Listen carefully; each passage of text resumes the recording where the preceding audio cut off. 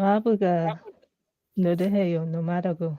Nugele Doret, Lumagarian Garifuna Onward, Uguya Gundatina uh Lo Gundatina Lao Uguya um Lo no for the whole or Lo, how do you say introducing Garifuna? So I can introduce you guys to my guest. His name is Wellington C. Ramos. He's a Garifuna advocate. He's a writer. He's a historian. He's a adjunct professor at Boricua College Campuses in New York City. He teaches history, political science. He's also an Army veteran. He's a retired educator. He's also the president of the United Garifuna Association. He's also the first vice president of Garifuna Nation, United States. He's also the president of uh, BACFA, BACFA, and the Belizean American Football Hall of Fame. Mr. Ramos, Mabuga, welcome. Sereme Bo, Lo, Biabia Numa, Lo, Wadimir Hamuso, Luago, Bibagare, Luma, Lerer Garifuna, to talk about yourself, your and the Garifuna language. Mabuga, welcome. Sereme, thank you, Name. My name is Wellington Ramos. I am from Dangriga. I grew up on Sawai Street by the reservoir with the Sampson family. My mother is a Sampson, and my father is Ramos. So I come from those two roots, but I have a lot of other relatives, and I love knowing my family members. So I've done a lot of research to find out who are my relatives, because with Garifuna, everybody is related, and it's good to know who you are related to. So I've done a lot of work on that as well.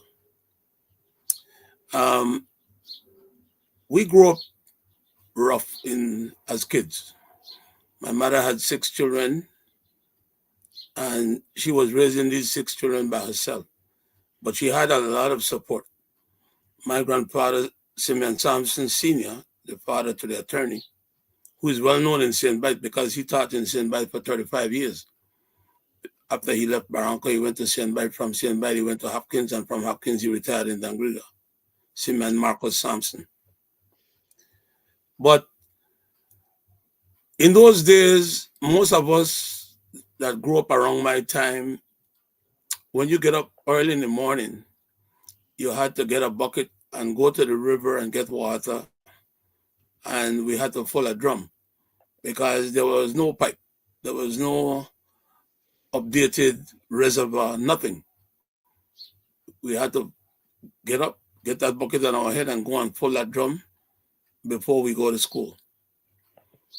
There were some mornings when we also had to get up and go to our farm. Our farm is 3 miles out of Dangriga. It's in a place that we call Bagasrugo. And Bagasrugo is in an area of Dangriga Town. A lot of people might not know this. It is part of the Carib Reserves North. That was land that was gifted to the Garifuna people in the Crown Lands Act of 1872. Now, when we go to the farm in the morning, especially in the mango season, we had to go and reap the mangoes and get back home on time to get ready to go to school. Sometimes in the morning we would go and sell the mangoes, but if there was not enough time, we would just bring the mangoes home, and then our parents were prepared to be sold later on after we come from school. Mm-hmm. Every family in Dangriga, they had farms, and they had a house where they lived, and they did family farming. That means they would go to the farm as a family. They would do everything together. And if relatives would come from another place, they would also give them the opportunity to take an area of the farm and plant something for themselves. That is the way the farming was done. On Saturdays, there was something called whole day. We would go to the farm on a Saturday and we would spend the whole day at the farm and come back in the afternoon. And when we come back from the farm, we bring in something from the farm. Nobody's walking from a farm empty-handed. You got to be bringing something, mangoes, cassava, whatever you're bringing. There was a time on Saturday, and this was the part that I didn't like, when we had to go on Ahina. Ahina is when your parents will say to you that they need some wood. And we had to go and get wood all the way from Langbank. Now, let me tell you how we got to Langbank in those days. We would walk from Bagasrogo to the Melinda Road, and then we go all the way up Melinda Road, another 3 miles, and then we walk about 2.5 miles to get to Langbank. Wow. That's where we did the cutting of the wood. That was a lot of walking, and we had to come back with firewood on our head too. Wow. Now, these days to get to Langbank is a lot easier because there is a road from Pelican Beach Motel that is behind Bagasrogo that take you all the way to Langbank, where the airstrip is in that area. But in those days, that was all bush. You couldn't walk there. But now they have a road, so it's easier for younger people to go to farm. When school was over at 3 o'clock, well, before we get to 3 o'clock, Belize still have this tradition where you don't eat at school. The church bell rings, and then you go home and you eat, and you come back for classes at 1 o'clock. I don't think that has been phased out because some schools, they don't have enough food to feed all the students, or they don't have a food program. So there might be some kids that eat at school, but in those days, everybody had to go home to go and eat and then come back at 1 o'clock. In fact, when I was in Standard 1 in the 1960s, around 65, that was when Holy Ghost was built.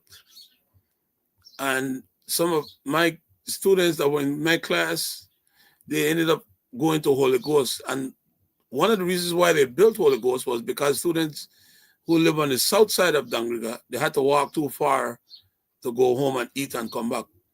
So there was a move to say, you know what, let's build a school on the south side, and they ended up building Holy Ghost.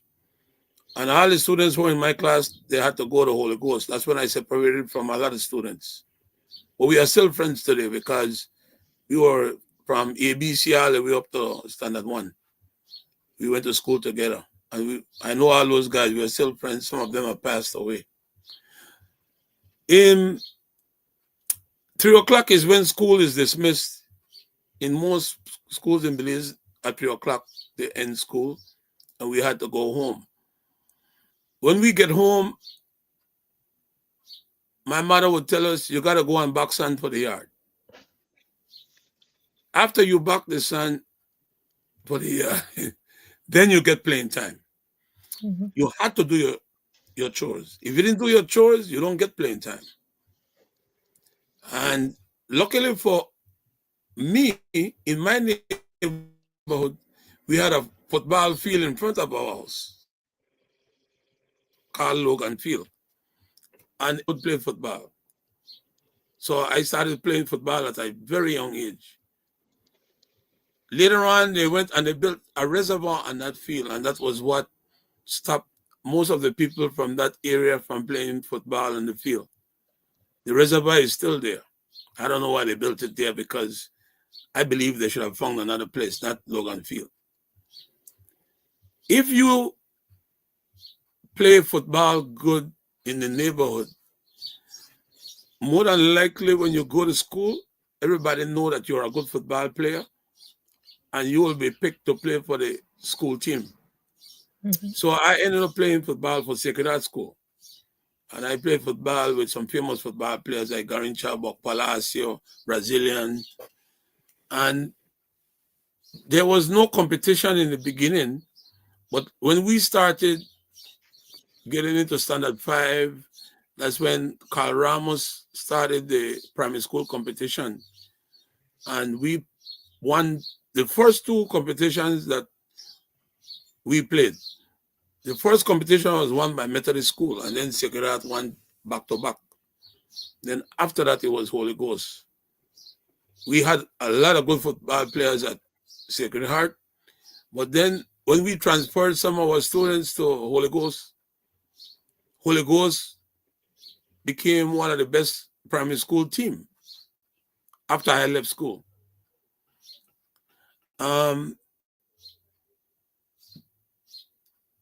In that time, you had to pass, I think, the entrance exam primary to get into high school. So I went to Austin High School, and I started Austin High School. When I did my first year of Austin High School, I was doing pretty good. But then there was a problem. My parents couldn't afford the tuition, and I decided, you know what? I'm going to go and work. And I left school and I went to work in Savannah. Savannah is a place next to Mango Creek and Big Creek. It's one of those forest stations. They were planting watermelon, muskmelon, and all kind of different related fruits. But it was hard work. And I did it for a couple of months, and I decided to leave. But when I left, I collected my paycheck, gave my mother most of my money, and I went to live in the city. I went to live in Belize City. So my brother my two older brothers, they were police officers already. And I wanted to be a police officer, but they didn't want me to join. Anyhow, one day I went to play football by Belcon Bridge. They used to have a football field there called BC field. And while I was playing, there was a gentleman who came up to me and said that he liked the way how I play, and he would want to take me with him to the airport camp so that I could get a job at the airport camp. He said, but I have to be by Belcon Bridge around 5:30. I didn't go and sleep that night. I waited, and at 5:30 sharp, I was right there by Palote High School. That's where the bus stop was. And then the army bus came, and he took me to the airport camp. Luckily, I was employed by the garrison sergeant major, and my job at the airport camp was to clean the facilities for the sergeant mess. But I was happy because I wanted to work. I wanted money in my pocket. But I said to myself, you know what? I'm going to do this for a couple of years, then I'm going to quit. I did it for 2 years. And in 1973, the 23rd of April, I decided that I was going to become a police officer.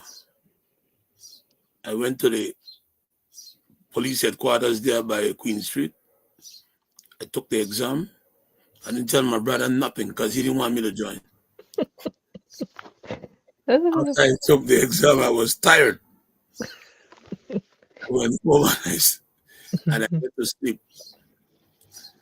My brother was living at the corner of Douglas Jones and Cleghorn Street, which is only like 10 minutes walk from the police station. The police station is on Queen Street, and that's where New Road ends. Because New Road takes me straight to my house. Oh, wow. Okay. When I look around 4:15, somebody knock on the door. It was my brother. He said, man, you could have killed me inside of my house. I said, what happened? He said, well, I went out to give out some summons, and when I was coming back inside on the bicycle, somebody told me that the superintendent wanted to see me. I said, and then he was frightened because he wanted to know what he did. So the superintendent told him, he said, PC Norales, there was a young man that came here and took an exam, and he looks like you. He did well on the exam, so but we want him here tomorrow because we have to report to he have to report to the training school tomorrow. Oh, wow. So I would pack my things, which was not a lot of things, and I went to the army camp, and I put in my resignation with to the garrison sergeant major because he had, and then he gave me a recommendation letter. Mm-hmm. But I already passed the exam, so that was the key. And I joined police on the 23rd, but 2 days before my squad went into the police training school, they had stabbed up and killed a police officer by the bridge foot. Oh, On his first day of duty, his name was Antonio Aguilar, a young guy. They stabbed him up on the south side of the bridge next to a mom's restaurant. He died shortly after they stabbed him up. He passed away. He died 20 minutes after. Antonio Aguilar, 3:38. And that was a blow to all of us because we were getting ready to go in and now have to deal with this news. Right. Well, training school was a challenge because there were 36 of us that went into that intake. But we studied law, evidence, criminal law, evidence, police duties, everything we did. And in those days, the training school was 6 months.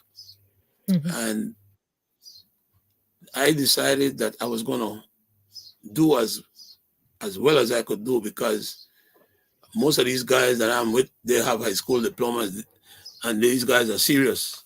So I have to buckle up. And for some reason, I did well. I came in third in the class. It was two of us that came in third. A friend of mine by the name of Frank Gamboa. He's from Dangriga Town. And then the guys that came in second and first, they only beat us a spread of like 10 or 12 points. But it was a good experience for me.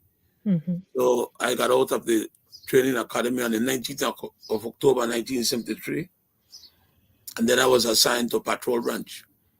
Well, most of my other friends, they got good assignments, but I stayed at patrol branch. And eventually, there was one day I was on a patrol on Regent Street West, and I heard some noise. When I heard the noise, I turned around. When I turned around, I heard like somebody jump across a fence. I said, man, look like they robbed Mr. Cad place. So when I went to the place, they look at somebody broke the man's building, and they had all the things that they stole from the building on the ground. And the guy was a good thief because what he stole from the hardware store was a hacksaw, and the hacksaws, the blade, they're expensive. Because I think at that time a hacksaw blade was $5 a piece. He had boxes of them. So when the ASP came and looked for me, he said, I think I need a man like you to work at CIB. That was Simon Lucas. And I know Simon Lucas because he originally is from Barranco, but he lived in Dangriga while I was growing up as a kid. Because he was a good detective. I think he went to England and studied fingerprint. Wow. So Mr. Lucas was the first fingerprint export for the Belize police force, and he's a Garifuna from Barranco. Wow. He rose up to the rank of assistant soup. I stayed at CIB for a year, and that was the best assignment I ever had because I was taught how to do criminal investigations from the beginning to the end. Wow. I was also taught how to go to court and testify and give evidence at CIB. And at CIB, you can't be idle. Every day when you get up and you go to work, there's a report, and you have to start with a case file, and you have to investigate that case, and you have to report to the corporal, the sergeant, and the inspector, and tell them what is the progress of the case. But then I was having some personal issues and things, and I asked for a transfer, and I was sent to Orange Walk. When I got to Orange Walk had the worst statistics when it came to murder, because in those days in Orange Walk, there was a lot of drugs, and people were killing each other over the drugs, marijuana mostly. And not only did they have a high bodily crime rate, the unsolved crime statistics was very high. So I said, you know what, this is gonna be a challenge, but we have to find a way to solve these crimes. And,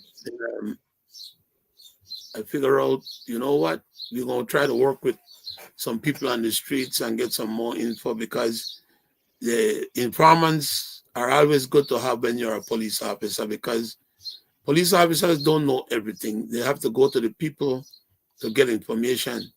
And if you have a good relationship with the people out there, you'll be in good, you're like a step ahead in solving a crime, because there's somebody on the street who know who committed the crime. So the police, to be successful, they must build a relationship with the public.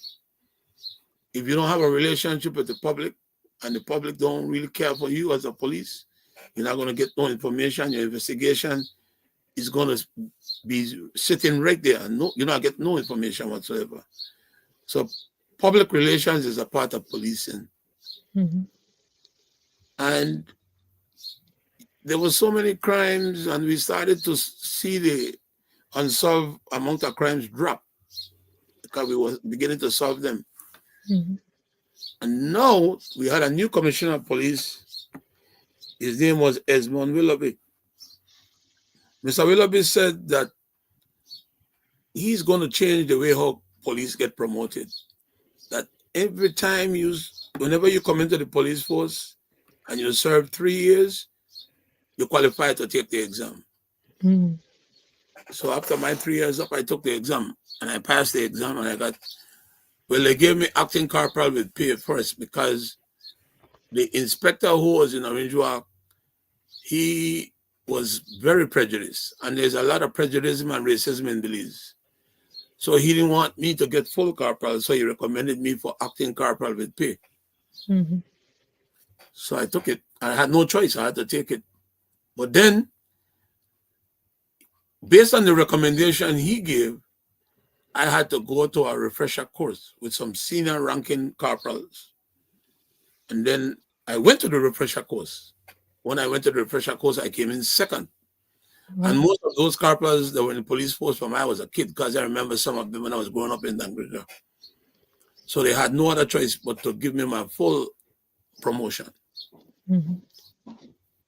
And what I found out in the police force is that there was too much prejudice, racism, and politics. That the ministers and the politicians then would get involved, and they would try to tell the officers what to do, tell the policeman who to arrest and who not to arrest. And this was becoming constant. So the people who were committing the crime, because they had connections with the politicians, they were not getting arrested. And even if they get arrested, the charges were thrown away. And I was getting fed up of it. So I got transferred from Orange Walk back to Belize City.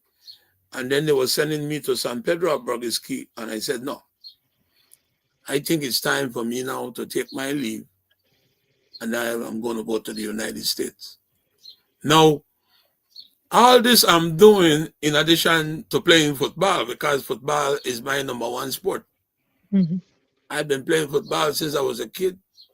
And I played for the Police Invaders. I played for all Orange Walk and Cheetos 11. I traveled the whole country playing during the interdistrict period.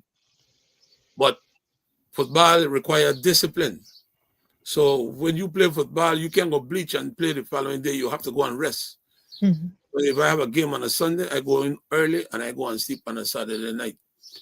And your physical fitness was my thing, because I run like 6 miles every day when I was playing football. Wow. That's part of the game. And then I came to the United States in April of 1978. But you know, when I came to the States, I had my mind made up that I was going to go to school. Mhm. One day I went to a place and a man told me like this. He said, Mr. Ramos, there's an exam here called GED. If you pass that exam, I can get you enrolled in a junior college downtown Brooklyn, Mhm. New York City Tech. So I took the exam and I passed the exam. The following week, I met the young man and he gave me the application. And I filled out the application and I went to New York City Technical College at 300 J Street, downtown Brooklyn. Mhm. Now, because I was out of school for a long time, I decided to major in liberal arts and science. The reason why I did that was because I get to take all the courses, I get to evaluate my academic progress, and Mhm. then when I think it's the right time, I will declare my major. Okay. I ended up getting the associate in liberal arts and sciences. And then when I was done from there, I transferred to Hunter College. Now, Mhm. when I got to Hunter College, I have to declare a major because it's a senior college. Mhm. So when I went to see the college counselor, he said to me, you know, Mr. Ramos, the best thing for you to do is to do 2 bachelors because of the kind of credits you have. Oh wow. So I ended up doing political science and history, and I minored in communications. It it was something that I felt comfortable doing. I was working for a bank from 9 to 5 in the loans department, and I was going to school from 6 to 11 every day. I was Wow. taking 12 credits per semester, including summer. I was Mm. pushing. The reason is Mm. because I was already old when I went to school. I have children to raise, I have bills to pay. I had no choice. But in the real world, it is better for you to go to school first and then start a family. Mhm. But I didn't have that privilege. I had to go to work and go to school, and that's what I did. I did it Mhm. for my associate, I did it for my bachelor's, and I did it for my grad school. Um, I started to work with the Board of Ed in 1982, and I stayed with the Board of Ed up until 1998. I climbed up from an assistant teacher to a teacher, para then a teacher, and then I left New York and I went to California. That was the biggest mistake I made to go and live in LA. Mm. But I didn't like LA, so I came right back. And when I got back, it was 911. I couldn't I couldn't get no job in the teaching profession. So I decided, you know what? I'm going to go and try a college. And I got the job at the college, and they hired me as an adjunct to teach all the courses in the social sciences. And then the vice president, he said, you know what? I need an assistant to the dean. You're the person that I think would be the best. And then in 2017, I decided that I was going to call it quits. So since 2017, I have not been actively teaching in a college, something that I really like to do. I can still teach. And I think imparting knowledge to young people and other people is one of the best things you could ever do. Because the Mhm. purpose of knowledge is to share, not Mhm. to take the knowledge and try to be aloof and think that you're better than people. No, you're supposed to take this knowledge and share it with other people so that they can become empowered. Because education is empowerment. The more you Mhm. know, the less you depend on people and the more you can do for yourself. So I Mhm. want to take a break right there. And if there is any more questions or anything, I'm willing to discuss whatever areas you want me to get into. Okay. All right, Mr. Ramos Serme, thanks for that. Um, so when you were growing up, um, did your parents, um, first of all, can you speak Garifuna? Do you understand Garifuna? Do you speak Garifuna? I again the name Garifuna Chongo Chongo Kebugoya Mama Bui Kebugoya. But I understand Garifuna real well. Mm-hmm. You can't say Okay. nothing about me in Garifuna that I will not understand. One of the problems we had is that my mother had to leave us with my aunt, and she went to live in Cayo to help my aunt with my nephews and nieces, Mrs. Ellis. Mm-hmm. And Garifuna was spoken around us, but Garifuna was not spoken to us. Mm-hmm. And that is a mistake that a lot of parents are doing. When the elders would come, my mother, my aunt, and them, they would go downstairs and then they would be talking among themselves. So if you are a little kid, go around them, Beba Yage. They tell you this is not your conversation, get the hell out. Like, you have to, we have to speak the language to our children, and we have to Mm-hmm. constantly speak it. I believe that if Garifuna was constantly spoken to me personally, I would have been fluent in Garifuna because I learned quick. Now, when I came to the States, I made it my business to to spend more time. I know I have a wife from Honduras who is Garifuna. She's very much into it. So I've learned a lot from her and being around the people from Honduras because that is what they speak. And they speak Spanish and Garifuna, but they speak a lot of Garifuna in the Bronx. I live in the Bronx now. There's more Garifuna spoken in the Bronx.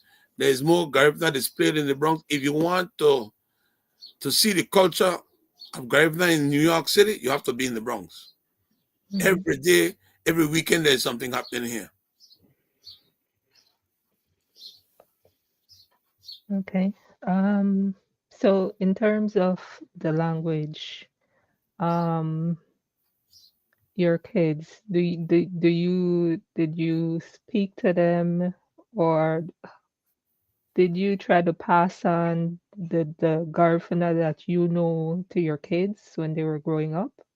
And how are they with the language? Well, I wasn't okay. My first two children, their mother is from Belize City and she's a Creole lady. So when we broke up, there was there was no communication with the kids because shortly after that I came to the States. Mhm. However, I can tell you that one of my daughter who is here with me, she's doing a lot of work to learn Garifuna and she's involved in the Garifuna organization. My daughter Jareen, her mother is Garifuna from Barranco. So she grew up in a Garifuna household. Even though her mother is mixed with Creole, her mother speaks Garifuna fluently, and her mother pushed Garifuna to my daughter Jareen. Jareen was also involved in the Garifuna dance group back in the Mm, days when illegally had a dance group with Dorina and James Lovell. So okay. she's into it. My last two kids, their mother is Garifuna, but they grew up in the States and they don't, for some reason, even though I try to get them involved, when me and their mother separated, they're not into Garifuna. But my son is here with me now, my youngest son, and I'm pushing him to get to learn more about our culture because Garifuna culture, studying the history of the Garifuna people is an amazing story. And nobody should be ashamed to be Garifuna because the things that the Garifuna people have accomplished is second to none. And we are the most resilient people that fought against the Europeans in this hemisphere. We fought a Mhm. good fight. We still have some struggles that we have to overcome, but we were the the worst struggle that we never did overcome was to be enslaved. Because to be enslaved is not a good thing. You lose everything. And even when you get out of slavery, you're not the same person that you were before you were enslaved. As you can see, the long-term effects of enslavement, it remains with those people for generations. And I don't even know if they could ever remove the effects of slavery. That's why reparations is duly deserved. And anybody who was enslaved or any people who were enslaved should make sure that they seek justice through reparations. You can't say let bygones be bygones for slavery. It's the worst crime committed against humanity, in my opinion. Mhm. Um, so in terms of the language, what advice would you give others, especially younger people who either don't know the language at all or can understand but not able to speak Garifuna? What would be your advice to them on how they can learn the language? It is not only the younger people that have to be involved in this effort. There are a series of things that must be done. One, I like what Belize is doing, teach a language to the kids in the schools from they're very young. That's one we must do. And the parents must reinforce the language when the kids come home. Um, Language have various components. There is the written part, there is the speaking part, there is the grammar part, there is the comprehension part. Now, when Garifuna people talk about Garifuna language, they only talk about the speaking of the language. But I'm a strong advocate to say that we need to address all the problems that we have with the Garifuna language, which is the written, the spoken, the grammar, and everything else that makes up the language components. Another thing I think that we need to do is to form an International Garifuna Language Institute, IGLIS. Why? Because all the people who are fascinated and have a passion for this language, they could hold a conference for a couple of days or weeks, and they can go over the language. They can add new words to the language, and that body of people will be the people that will be authorized and have the power to say, well, you know what, something was said and this is that. And because what is going to happen, and maybe already started to happen, people are going to make up their own words and say that's the Garifuna word for this, that's the Garifuna word for that, and these people will not be seen or respected by anybody. But if you have an institution that bring Garifuna linguists together, that will be in charge of monitoring the language, making sure that the language is spoken, written, everything is done the right way, that institution will have to be respected. And all of us could go to that institution for help when we have problems with the language. Because there are some people, they go on Facebook or they go on social media and they say certain things and they write certain things and they get away with it because there's no check and balance. There's nobody checking nothing. So without the language, we won't be able to preserve our culture for a long, long time, because the language is a very important aspect of the culture and the preservation of the culture. I'm not into spirituality that much to know what takes place, but I've been to several events. But I know that in Garifuna spirituality, in the communication with our ancestors, the language is needed. Mhm. Despite the fact that there have been and there will continue to be incidents where when we have a person oweha, that person manifests his or herself and speak like the person who gave him or that power to manifest his or herself. But that's not the real person, because once that person come back to normal, he will go on and carry his own ways. So yes, language and the governments, these governments that are collecting so much money from United Nations and UNESCO, they need to stop this talking and promises and talking and promises. They should make sure that the Garifuna language and all the languages are available in the schools from kindergarten up until college. And not only as a curriculum requirement, but also as an elective, that the children will have the choice when they get into high school to say, well, I'm already fluent in Spanish. I can speak Spanish. I can write Spanish. I need to learn Garifuna. So when they get to high school, they will take Garifuna as an elective, Maya is an elective, or any other subject that they choose in high school. That is what I want to see in all the countries where Garifuna people live, that the language is a part of the curriculum from kindergarten all the way up to the university level, and the students are given the opportunity to use those languages as elective and get credits towards their graduation requirements.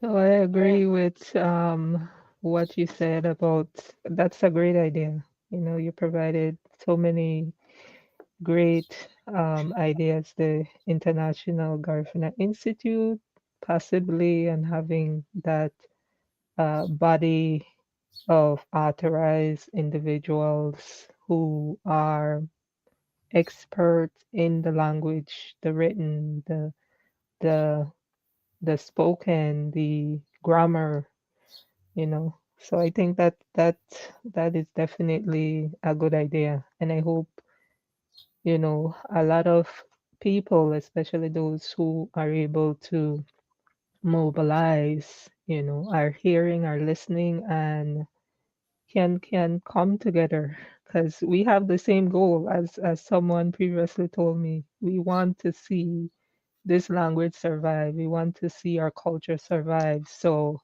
you know, and no one of us can do it alone, you know, but together we can it's possible. It's possible, you know. So we have to come together to make it happen. That's the only way it's gonna happen on the scale that you just spoke about. It's about unity, you know, and having the same goal. The thing about, I looked at our current situation in all the countries where we live. I just came back from not St. Vincent. Hmm. And do you know that in all the countries where we live, our biggest problem is that we are not economically independent no more. Hmm. And economics has a lot to do with your being. Because if you don't have the means to take care of yourself as a person, not too many people are going to give you respect. So in the days gone by, Garifuna people were not only autonomous, but they had the means to take care of themselves. They did farming, they did fishing, they did trading. And you won't go around seeing Garifuna people on the streets begging. You won't see Garifuna people living a destitute life, because in those days, we were also like one big family. When Garifuna people cook, they cook enough that if a relative would come to the house, there is food for that relative. These days, I will tell you, because I've been back and forth to Dangriga where I'm from, when they don't cook, they wash up the pot. So if you connect with the hope that you want to get to a meal, you live. And I'll Yeah. also tell you this is what I saw. Poverty is so bad that some of our families, they have to do what we call group cooking. Hmm. What is group cooking? Well, girl, I don't have enough money for buy rice. I don't have enough money for buy chicken. So we are pooled together. You buy the rice, you buy the chicken, you buy the beans, and then when they cook, the children, they eat. Why? Because the economic situation is terrible. Hmm. We had forestry, jobs were there. We had Mango Creek, jobs were there. We had fishing, we had farming, where we grow our own food. We had Pomona. Women used to get up out of their beds at 3 o'clock in the morning. I am telling you what I grew up in. And the trucks would stop by the Y first, then another stop in the middle of the south side, all the way to Brain Ground, picking up people to go and work in Pomona. Mm-hmm. There were people who came to Stan Creek from Cayo, Belize, and other districts looking for jobs. In those days, when you walk on Commerce Street and St. Vincent Street, you barely could walk on a Saturday. Money was rolling. People were living a lot better than they're living right now. If you think I'm not telling you the truth, ask anybody from Dangriga what Dangriga was like back in the 60s and the 70s. That you don't know, nowadays you go around those streets, sometimes you have to dodge from your own family members or those people who are constantly on the street begging you for the same day. It's really a terrible situation. We have to make an effort to get rid of poverty. That's the only way we could develop the country. Go to the house, get some money. If it's 15 million, whatever, say we're going to eradicate poverty within 10 years. And we're going to make sure that all these people learn a trade. And after they learn a trade, we're going to bring industries into this country and we're going to give them jobs. If you can't take care of yourself, you can't take care of nobody. So why are they? A lot of people are having children. I'm not saying you're not supposed to have children. But if you can't take care of yourself and you're having children, the children will suffer. Mm-hmm.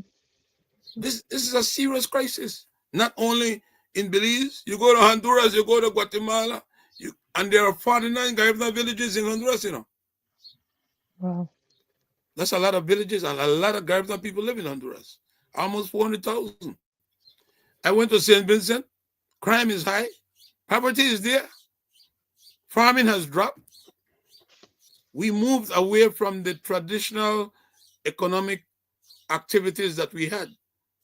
We were able to fight wars with the fishing, farming, and the trading money that we made. We bought enough weapons to defend ourselves. We're not there now. We have a lot of work to do.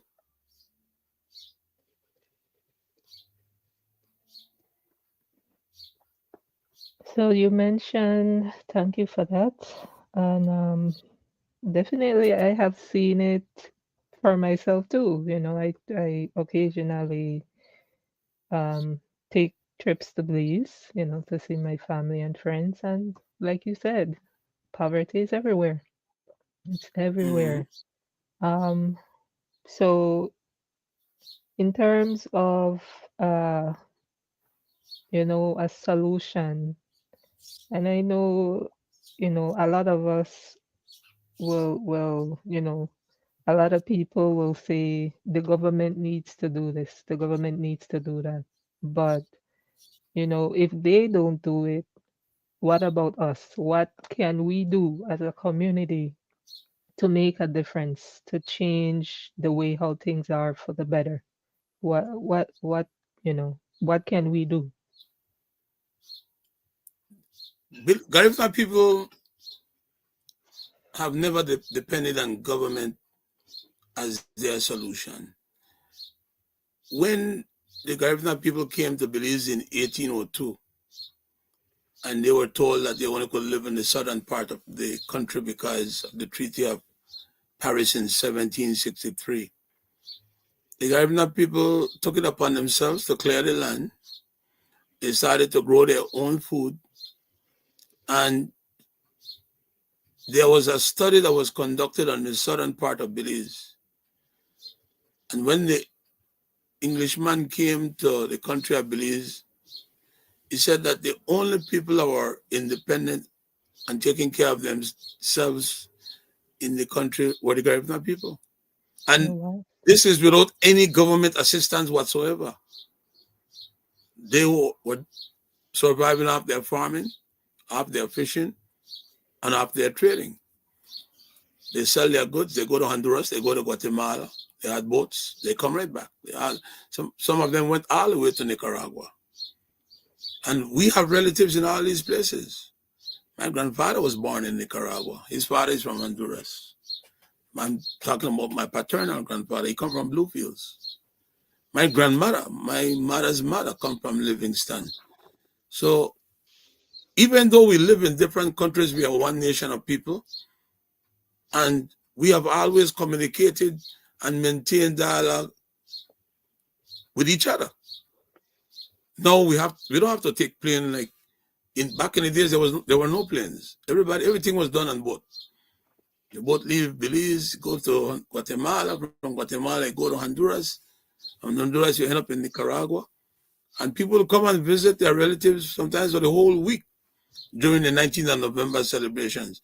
I used to remember when my grandparents, they used to come with their children and spend time with us in Dangriga. That was ongoing. We are a collective group of people. We love ourselves as family. But slowly and slowly we are becoming individualistic people. We only care about ourselves. We don't care about other Garifuna people. But once we move away from collectivism to individualism, that will impact on the Garifuna culture, and in a very negative way. It will get to the point where Garifuna even won't care about another Garifuna. When you go to Belize, sometimes when you hear some of these guys who really, they're trying to get something for themselves, but the one would ask the next one, boy, you say Joe this man, no, me not say Joe the lamp up. I like me, I want to take mines. I don't know about Joe right now. What is yours? That mean that's a selfish type of attitude that is coming now, you know. Like he not worry about this one, he take his. But he don't really have nothing because he need a job himself. And when he get in a trouble, who he going to? The same person where he dey try lambase and talk about, he not worry about that one there, he not worry about this one. It's good to care about your fellow brother and your sister. If you could help, you help. But if you can't help, you can't help. Because somebody had to help somebody. Somebody had to have helped us to reach where we are to. No man is an island. Right. Okay, certainly. So I would like to, if you have more time, do you have more time? Yes, I have more time. If you have more Okay. time. Yes, I do. So I'd like to switch gears a little. Um, we'll play a game I call it Garifuna C, where I will show you some images and ask you the Garifuna name for those images, and we'll discuss them as we go along. Sounds good? Mm-hmm. Okay. So what I'll do is share my screen. Just let me know that you're able to see my screen. Can you see my screen?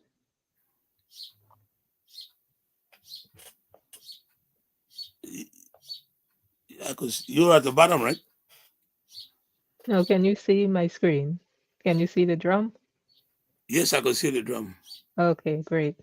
So this photo is of the Garifuna drum. So what would be the name for the drum in Garifuna? Garang. Gararo. And what does Mm. the Garifuna drum mean to you?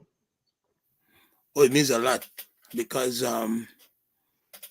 we use our drums for recreational, spiritual, and entertainment events. And whenever the drums are played,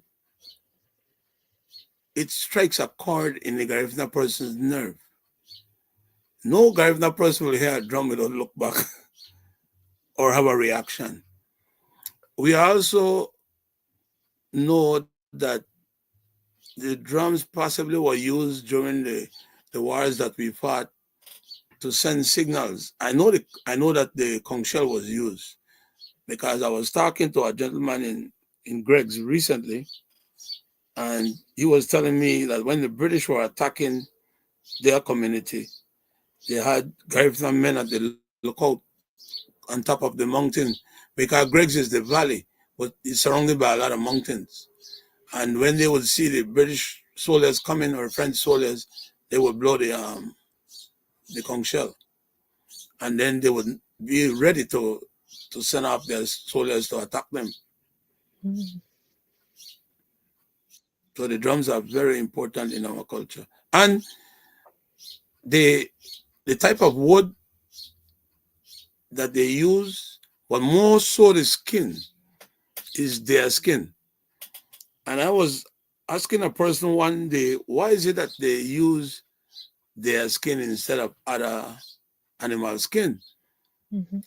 And then a person told me years ago that there was an incident where a person made a drum with tiger skin. Mm. And apparently that drum was using at the Buyaba while they were having the ceremony. And then a lot of people started to fight among themselves. Oh my. And they said that the skin of that tiger was not supposed to have been used Mm. because the tiger is a violent, vicious animal. Mm. So Garifuna people stick to their skin. Okay. Interesting fact. I didn't know that. And we Wow. have the primera and we have the segunda. Mm-hmm. One is more bass, the segunda is bass, and the primera is the drum. Because to be a primero drummer, it is a gift. Not anybody can beat that primera drum. And you have to be really sharp because while the person is dancing, you're going to beat the drum so that the person can make the moves, especially with Wanaragua. Because Wanaragua, after a period of dance, you're going to get real tired, but it's not an easy dance to dance. Mm-hmm. You have to be fit to dance Wanaragua.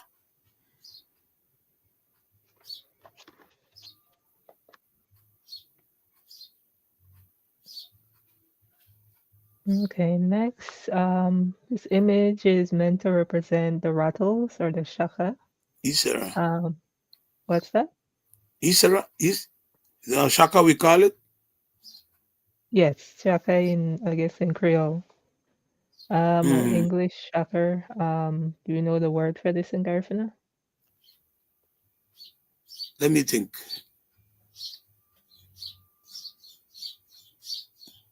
You almost said it when you first, Isera, right? with the S. Cicera. Cicera. Mm-hmm. Cicera. Yeah, that's the name. Cicera is calabash. That is, oh, by the way, Mm-hmm. this is a spiritual instrument Mm-hmm. because Cicera is used by a lot of buyers. And when the buye have his or her Cicera, they don't allow anybody to touch it or fool around with it. Mm-hmm. But it's used in music too. When we play music, but I know for a fact that some buyers use it in a spiritual call Mm-hmm. when they want certain spirits to come along with not only playing the Cicera, but it's backed up by some prayers and some probably some songs. Mm-hmm. That's what they use the Cicera for. Mm-hmm. And next, this photo is meant to represent family. Do you know the word for family? Well, normally we would say iduhe. Mm-hmm. When we say family, niduhe lira, we're doing hara, Mm-hmm. and that is something that the Garifuna people pride. You know why I say that? Because if you meet a Garifuna person, they're going to ask you, Kasabiri, what is your name? Now, from the time you tell a Garifuna person what your name is, their mind, bam. Well, if he named Ramos, he related to so and so and so and so who I know. Mm-hmm. If she named Nunes, she related to so and so who I know. Right. There's a good and a bad thing about that though. Because if there was Oh. a Ramos that did them something wrong, Mm-hmm. you're in trouble. Right. If there was a Nunes that did them something wrong, you're in trouble too. Mm-hmm. You have to try and win back their love. Mm-hmm. But not all Ramoses are the same, not all Nuneses are the same, and not all Ramoses might be related, and not all Nuneses might be related. Yeah, Benarag. But not with Garifuna. Once you have that name, you're related. You are stuck, Mhm, mhm. and you can't buy yourself out of that. Right. Another thing is, this is the one that we don't want to admit. Garifuna people are territorial, and I say that to mean they will give you more help if they find out that you and them are from the same community Mm. and the same place. So they emphasize family and they emphasize flash. Ramos near Dangriga Nanugoya, Ramos near St. Baden Nanugoya, Ramos near Hopkins Nanugoya. They will always, not only will they tell you their name, but they'll tell you exactly where they come from.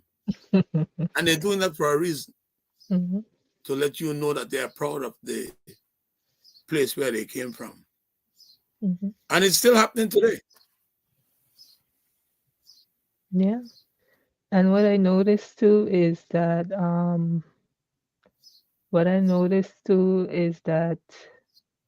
you know, the older generation would, since you know you're young, they don't know you, you know, they will ask kato sa bugusho, kato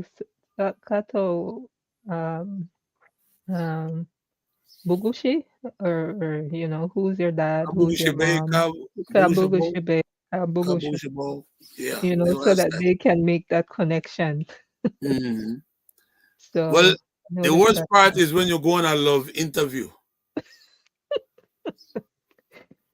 Mm, You take this gentleman to your house or this woman to your house. Then your mother is going to interview you. Somebody going to interview the person. Kasabago, who are your grandparents? Who are your people? And they started to ask this question. So now, as soon as the person leave, Machule Baitia, that they're gonna be doing it Tura. exactly. They And can break a love relationship like that oh yeah, if because you're they will tell you. Garifuna, No, most likely you're related. That's but a then fact. the joke is when you ask them how you are related to Tugushobo, Luma Nugushibe, Luma Nango, they take Exactly. you some miles away. Oh yes. Oh yes. So you say, well, wait a minute. That's a distant relationship. They don't really care. First cousin, second cousin, third But cousin. most of them are married to their own cousins. There's that too. But you can't.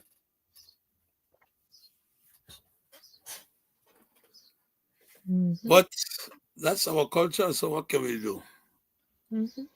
It's custom, it's tradition, we grew up in it, and I don't see it changing right now. All right, next. So this photo represents the sea. Do you remember the word for sea? Babe.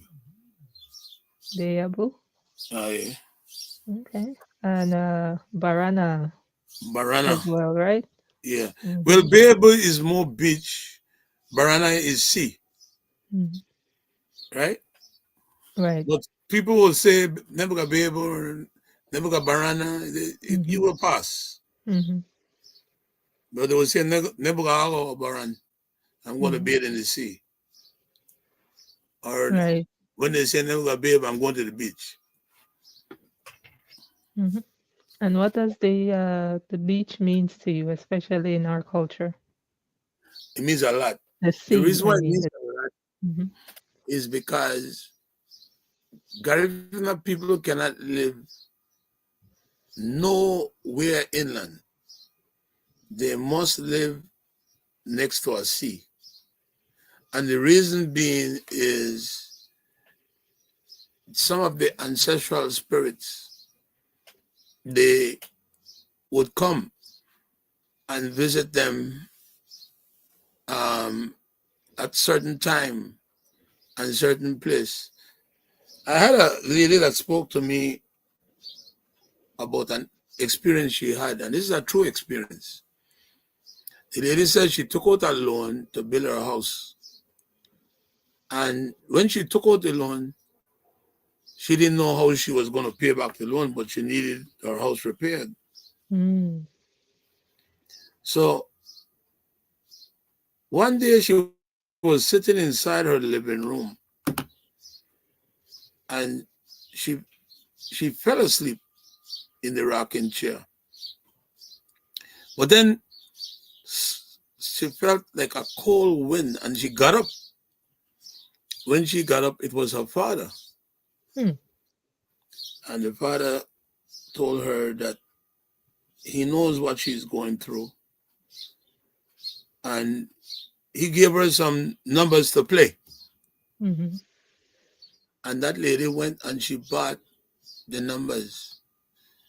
And do you know, those numbers came out that Sunday straight in jackpot. Wow. And she was able to make the first big payment towards her loan. But then Beautiful. she still wasn't, after she won the numbers, she did something like a little offering for her father to thank him. Mm-hmm. But she was still worried about the rest of the loan that she had to pay. Right. So she said normally around 3 o'clock, she would go by Havana Bridge and wait for the fisherman to come in with the fish. Mm-hmm. But on this day, the man was taking a little bit longer than usual. So while she was there waiting, her father came to her again. And he gave her another set of numbers.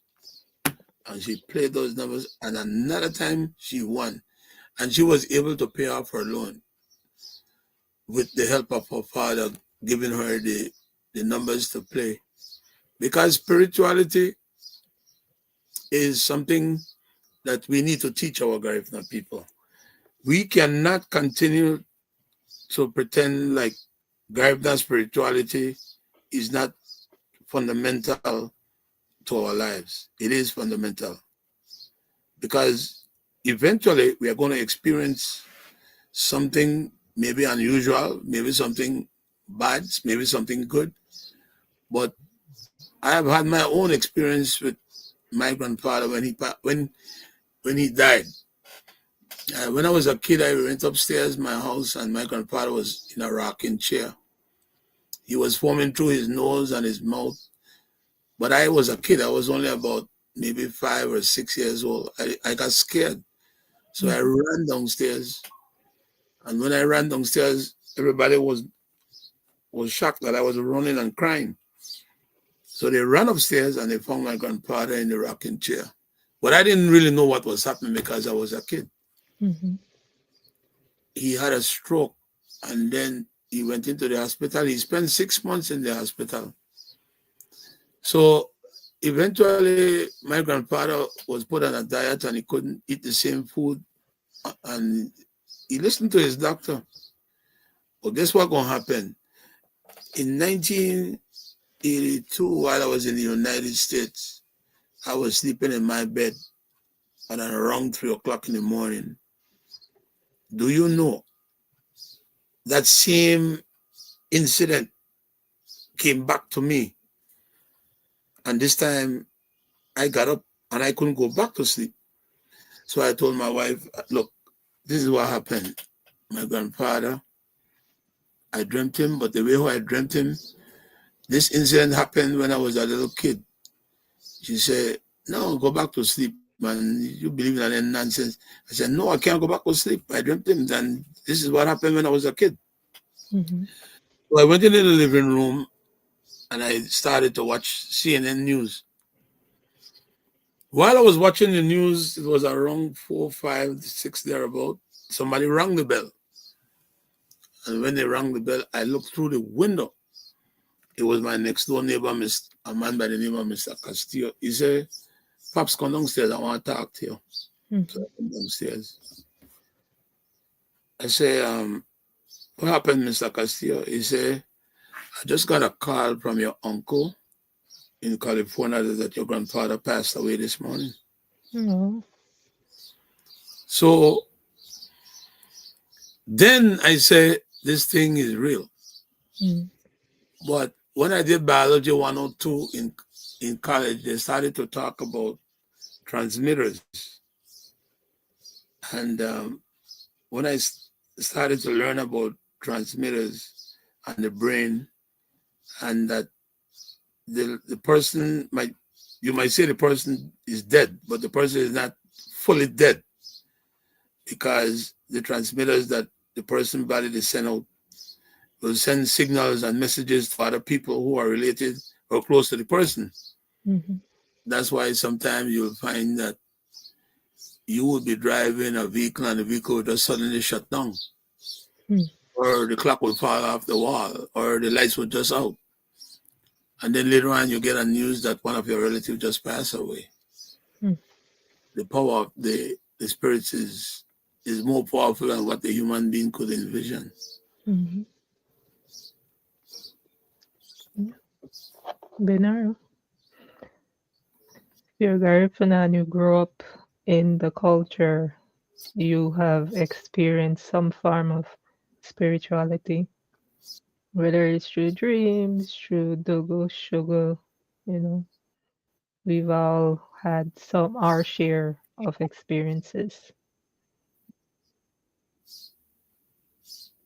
We might have to start to teach Garifuna spirituality to our young children Mm-hmm. and our people, because you don't want more of our Garifuna people to become born again Christians, and they look down upon Garifuna spirituality and call it paganism. That's a big insult to the Garifuna culture and their religious beliefs. Mm-hmm. What we do know is that ancestral rites is an African religion, which Garifuna spirituality and religion is based on ancestral rites, and is the most practiced religion in the whole continent of Africa. It was practiced for centuries before the Europeans brought their religion to Africa.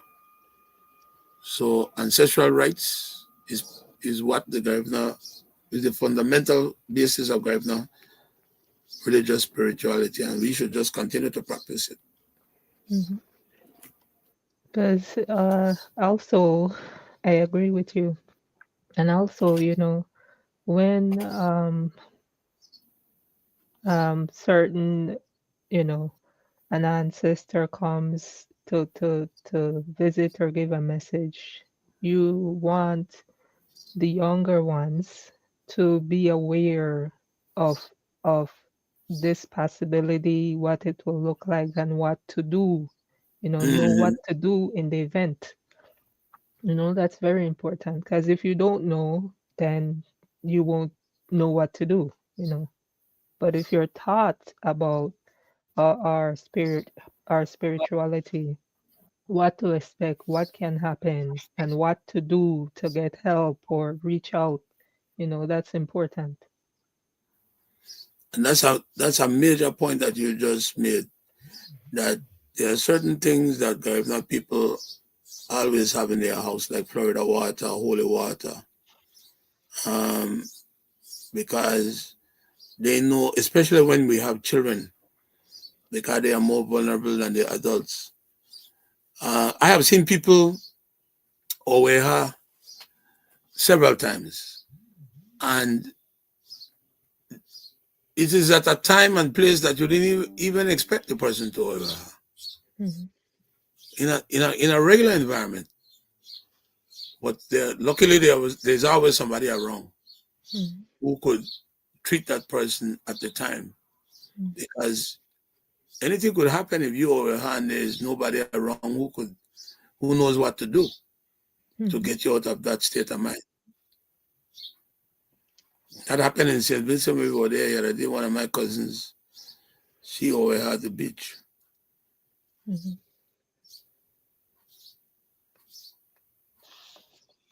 Definitely important to be educated so that you're aware and know what to look out for. in the event that, Mm. like you said.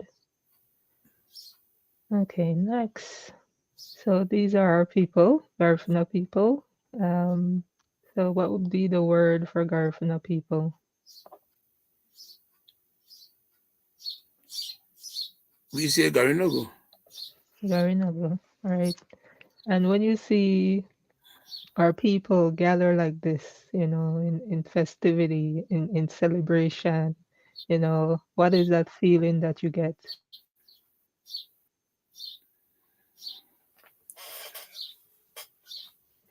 I am always happy to see my people gathering together to show their love and appreciation for each other. Mhm. The hardest part for Garifuna people to do is to leave a place. Benaro. You have to drive them. You can tell that these people are close knit. They form a common bond. They do got Garinago wagi.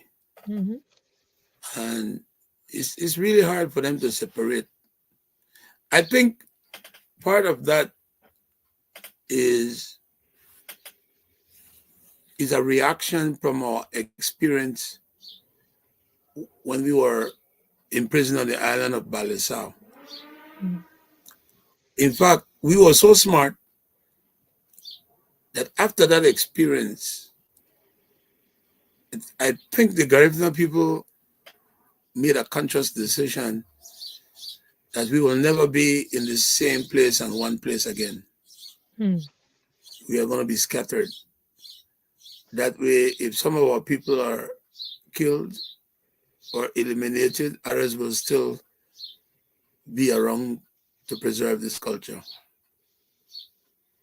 Because why I came to that conclusion, I had a conversation with a gentleman from Honduras one day. I said to him, it took a lot for the Garifuna people to leave Rotan in 1802 and go to Belize, knowing that the British, who removed our people from Balisa to Rotan, were in control of Belize. yeah. So why would they go to Belize and live among those same people that are responsible for removing us from our homeland, St. Vincent, to where we are here in Rotan? That took a lot of thought. That wasn't an easy decision. But some of them went to live in Honduras, and most of them went to Honduras. But what happened in Honduras is, even up to today, the Garifuna people in Honduras are being killed, are being tortured, they have been marginalized, and to a certain degree, we have similar occurrences in Belize, but not as bad as when you hear the news coming out of Honduras. They even torture Garifuna women in Honduras and kill them too. Mm,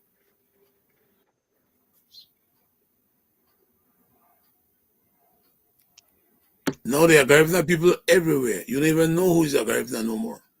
mhm. They are all over this planet.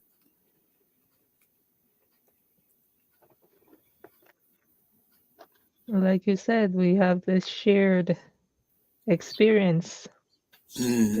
when we come together.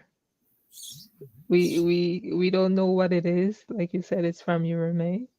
But when we come together in the celebration, it's family, it's togetherness. It's a good feeling. You know, I have this feeling that when I did theology as a course, I said, maybe, but I don't have the evidence to say, yes, it is a fact. That when you look at a buye. A buye takes instruction from a ahari.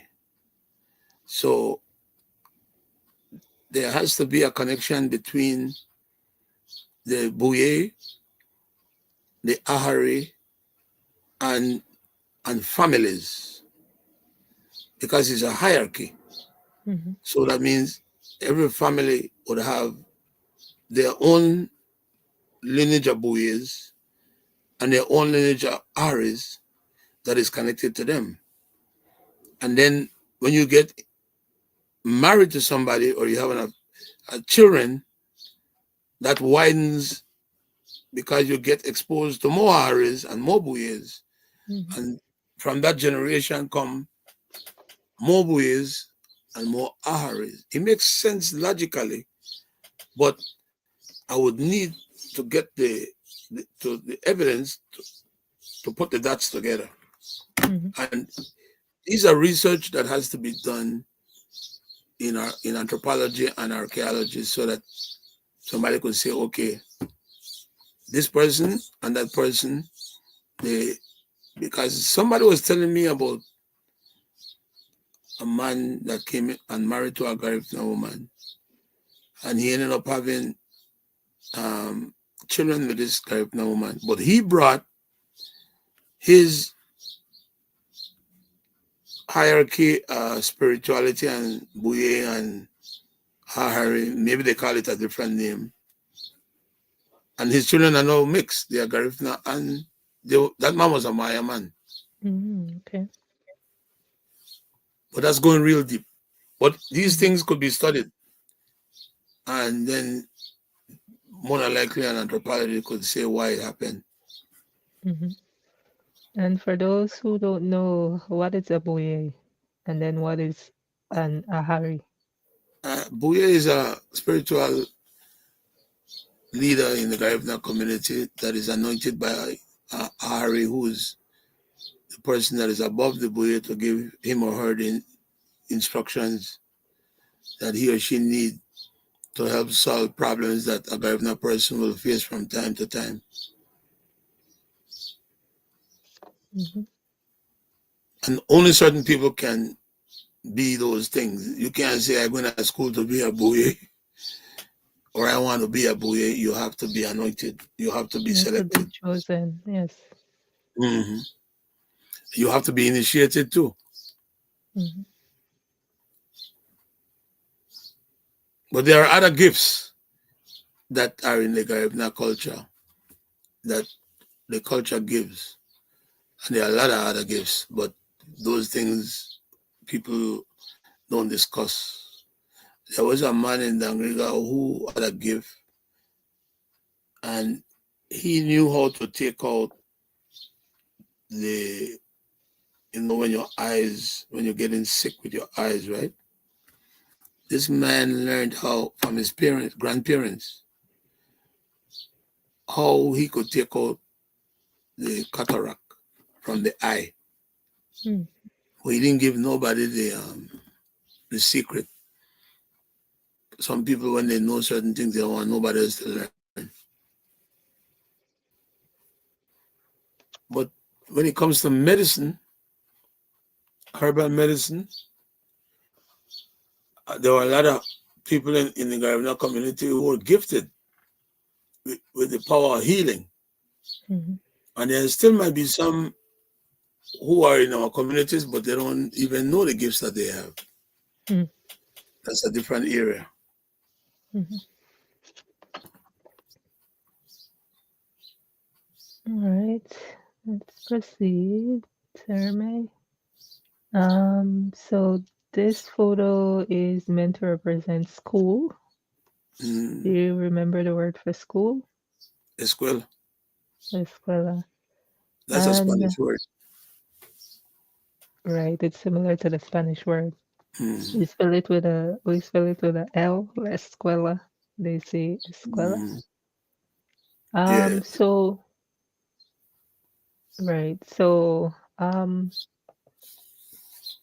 why did you probably answered this already, but I'll ask you directly so you can answer directly. So what was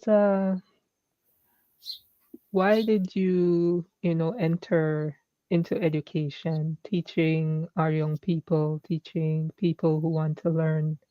Why was being a teacher and being in that space important to you? That's a very good question. I never did thought in my life that I was going to be a school teacher. In fact, I didn't really want to be a school teacher. I wanted to be a soldier. From the time I was young, I liked military life. Mhm, But what changed my life was when I started to, to take college courses. There was some friend of mine who we used to study as groups. What I didn't know, they would help me. What they didn't know, I would help them. And then I said to myself, you know something? This is fun to be in a group helping other students like yourself to understand the subject matter and this and that. That was basically tutoring. mhm, Then they were thinking about making Black studies a part of the school social studies curriculum at the time, 1983, 84. So I was preparing myself to be one of those teachers that were coming out of Hunter, because Hunter had a Black and Puerto Rican studies department. They did talk about it, but they never did pass no legislation to make it be a part of the school curriculum. I don't think even up to today, they're still talking about it. They didn't implement it. Because when I went for my, one day I wanted a transcript and I went to Hunter College. I found out that they changed the name of the degree to Africana and Latin Studies. That's the new name of it now. mhm, Back then, they used to call it Black and Puerto Rican Studies. But most of the universities and the colleges, they have changed the names too to Africana and Latin department. So you get the bachelor's, the master's, and the doctorate. mhm, Teaching is a good thing. I come from a family of teachers. My grandfather was a teacher for many years. My aunt, Mrs. Ellis, was a teacher, and my mother and them, but you have to have a lot of patience to teach. And if you don't have no patience, you can't teach. mhm, So I had to develop that patience, and I've been patient. I have to admit that not everybody was born the same. mhm, We're all different human beings with different intellect, different values. We are all completely different. But I still believe that God did not bring a person into this world for no reason. Everybody was born with a gift and with some talents. So it is left to that individual to search his or herself mhm, and try to maximize on the gifts and talents that were given to them by the Almighty.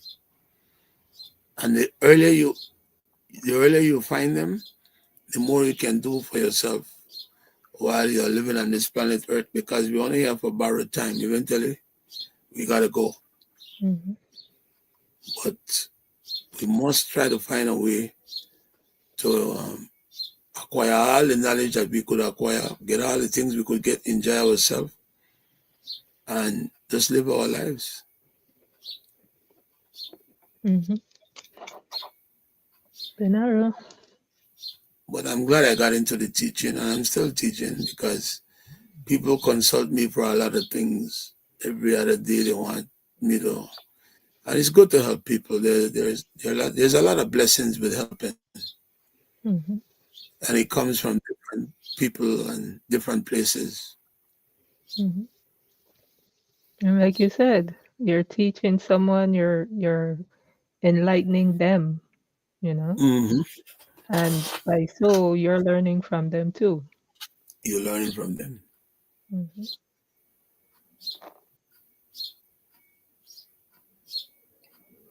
Oh, and it was Teachers' Day yesterday, I believe. So kudos to all teachers. Thank you for your sacrifices, for educating our youth. We appreciate you a lot. Thanks. Chairman. So this image is of cassava bread.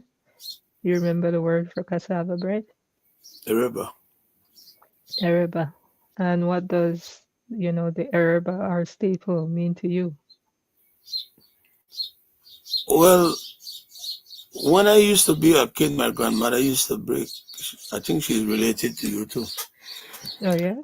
Dora Partis. Okay. So people are Martinez from St. Vincent. Okay. She used to bake cassava bread once a month. And whenever she baked the cassava bread, she would send for all her grandchildren to come and get their piece. So we would go and wait for the arrow, the trimmings. I've heard of that. Yeah. And then she would give us the trimmings. And then she would cut up the cassava bread in 4 pieces. And she would tell me to take one from my mom. And then we'd go home and eat the cassava bread along with the tikini or the falmo Mm, with the fish. mm-hmm. Then you got mormote is the one I couldn't stand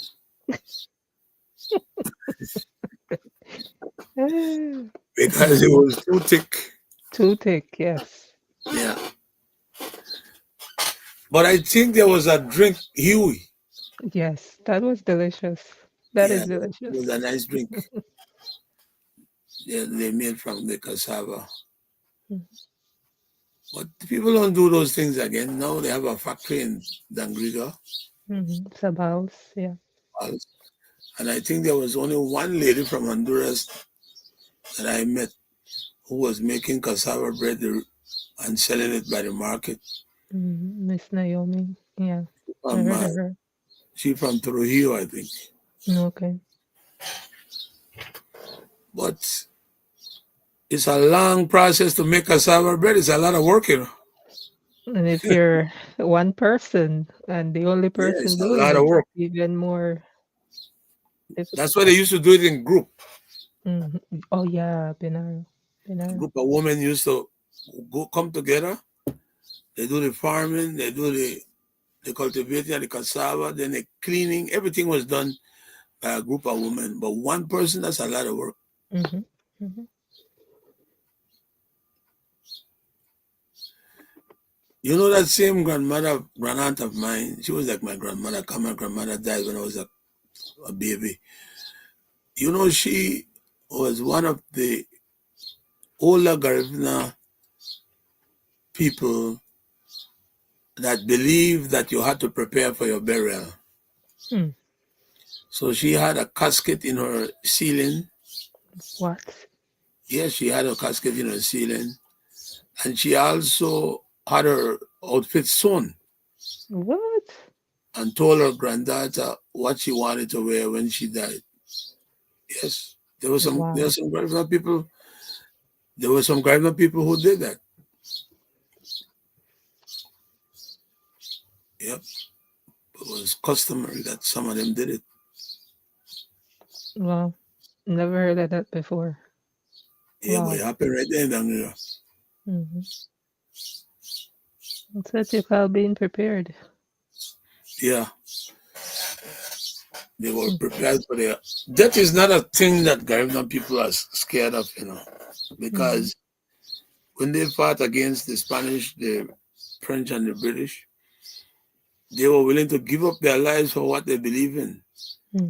They were willing to die for their country, and that's why the Europeans couldn't stand them because, in as much as they were killing them, they were killing the Europeans too. Mm-hmm. A do or die situation. Mm-hmm. But I think over the years, The Garifuna people have become so passive, I don't know what to say. Mm. Maybe their spirits will rise up again. Yeah, I have faith. I have faith that, things will get better and could get better. It just takes, you know, leaders to mobilize people, because leadership matters. Leadership matters. As if you feel like as a group you feel stronger, you know, than just one person standing and being, you know, and fighting for what you believe and so. But if you have a group, you act as a group, you feel more powerful, you feel more empowered, you feel like you're able to do more. So hopefully more people will mobilize and try to make things better for our people The and for our survival. spirituality comes in there again because when you look at the Haitian Revolution, the Haitian people that were suffering and the French were brutal. So they started to pray to their God. They didn't pray to the Christian God. And this is documented when I did Caribbean history. The God that came to them was the God of war, the Iron God by the name of Ogun. Because we know that Dogo, Loasissimo, Santeria, and Bundun, they are all religions that came from the Yoruba tribe in Nigeria. And those spirits that they have are powerful gods. But it was Ogun that gave the people in Haiti the power, the will, and the strength to fight against the French Mm, because they were praying to their gods. Now, as to the Garifuna people in St. Vincent, that hasn't been revealed as to which gods were helping us to fight against the Spanish, the French, and the British. But because in some readings, Chatoyer, our king, our paramount chief, he believed in our spirituality and our religion, and he was closely in touch in with the spirits and the practice.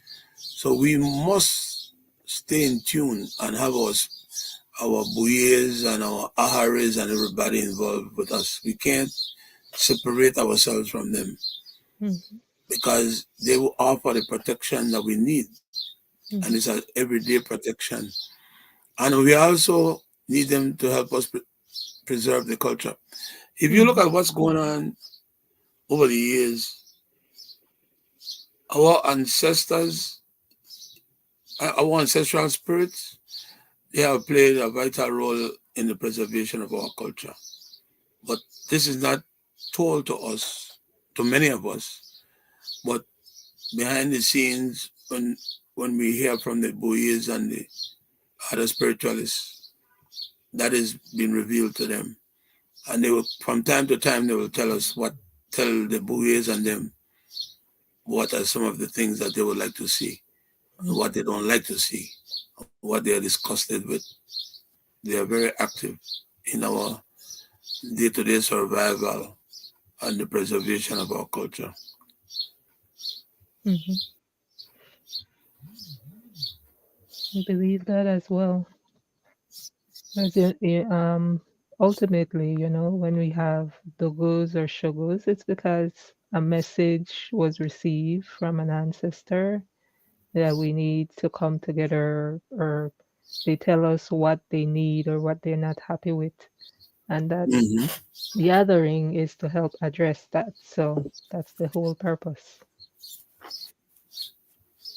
So that's why it's important for the younger ones, for us, people who know to pass on our tradition, our values, our spirituality to those coming up, so that they know, they are aware, and they know what to do. And, you know, they're able to pass it on as well. some of our people that have suffered had no reason suffering.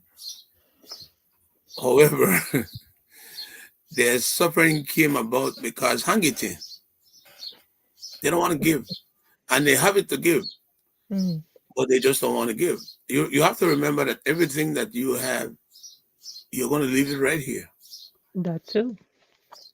So to give is a blessing and you will get it back. So just give it.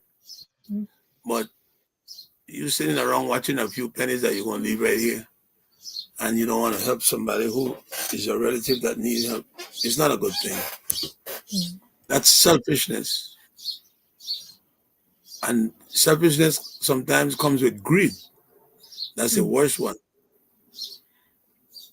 They don't know when to get enough. But we are still surviving and we have a lot to be thankful for. yeah. Yeah. Minara. Okay, moving on. So this picture is meant to represent farm. Do you Mm. remember the word for farm? Well, we will say Webuga Wachari. Right.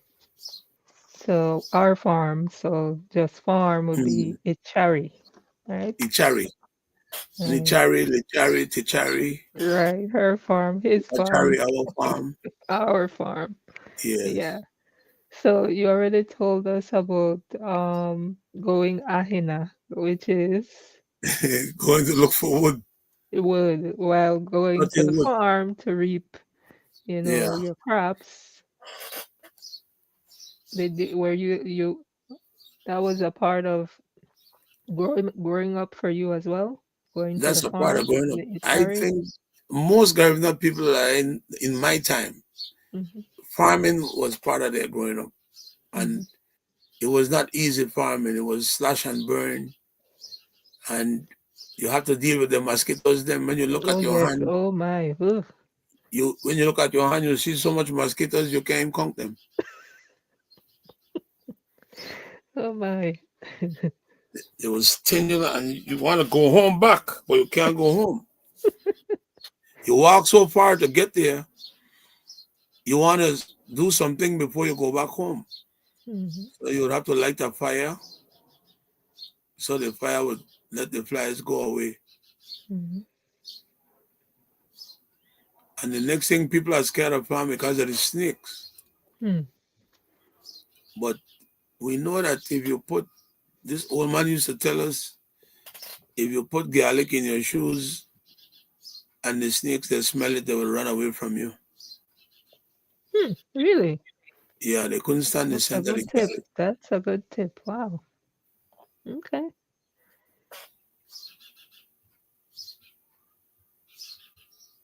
And what are some of the values that you learn by, going to farm, going to, you know,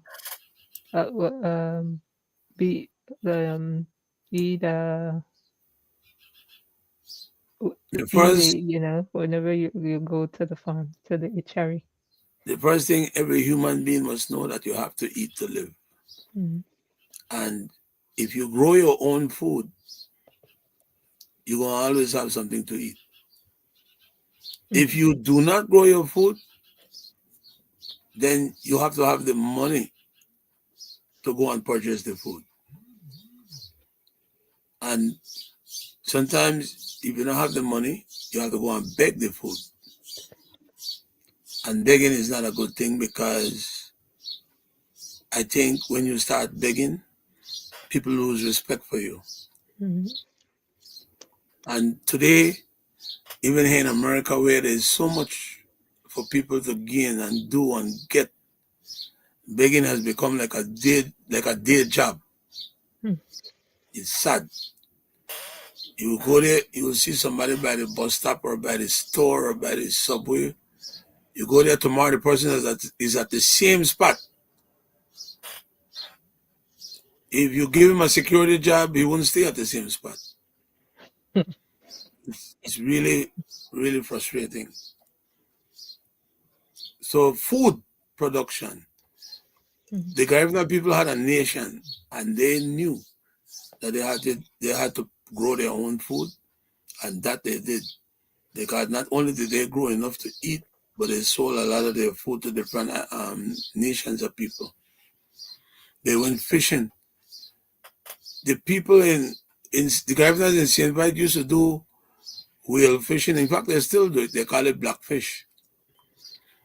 The fat the oil that they got from that fish, they used to sell whale oil to the Europeans. And whale oil was a big business back in those days. For some of the boats and the lamps and the engines, they used whale oil. I went to a whale museum in Connecticut, Mystic Seaport, years ago, and that's when I learned about whale fishing and whale oil here in the United States. But when I went to St. Vincent and I spoke to a few people, that was done in St. Vincent too. Wow. And that oil is good for a lot of things. It's also medicine. Like if you want to clean your lungs, if you're asthmatic, shark oil, whale oil. But the one that is more known is calibre oil. Mm-hmm.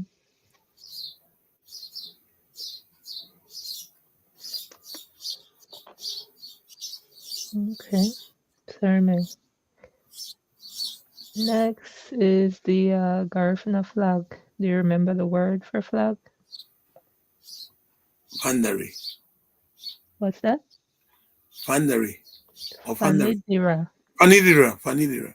Right. Fanidira. Yeah. The flag that we have was designed by Thomas Vincent Ramos in 1923. Mm-hmm. What happened is that when Thomas Vincent Ramos started the Carib Development Society, he also became a member of the UNIA, which is the Marcus Garvey movement. Marcus Garvey was about Black liberation worldwide. His philosophy is that as long as you are a Black person, no matter where you live, you have roots in Africa, and you are going to be treated differently from other people because of the color of your skin. But he also said that for Black people to survive and sustain their communities, they need economics. Mm-hmm. So he started this steamship, and he came up with other ways for them to make money so that they could sustain and support their communities. I don't know if you know that the Harlem Renaissance in Harlem in the 1920s was one of the greatest moments for Black people in Black American history. Mm-hmm. During Harlem days, Black people had their own banks, they had their own theaters, they had their own Wow. businesses. Yeah, George Washington Carver was a Black-owned bank in the United States. Lincoln Savings too. Mm-hmm.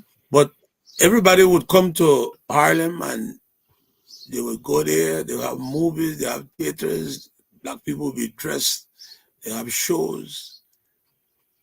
But they said that when the white people started to see the effect of the Garvey movement and what it was doing in liberating Black people, making them conscious and wealthy and everything, they decided to blackmail him.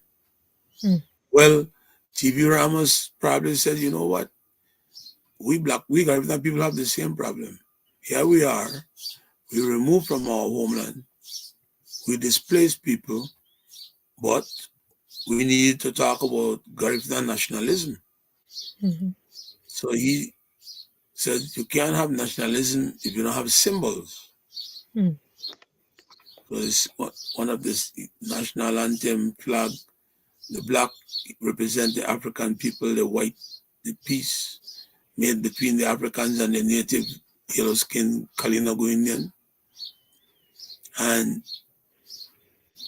for years, when I was growing up in Dangriga, when those people used to come from La Boga and Honduras, in Isla, Santa Maria, Suyapan, all those boats, that is the flag that they were waving.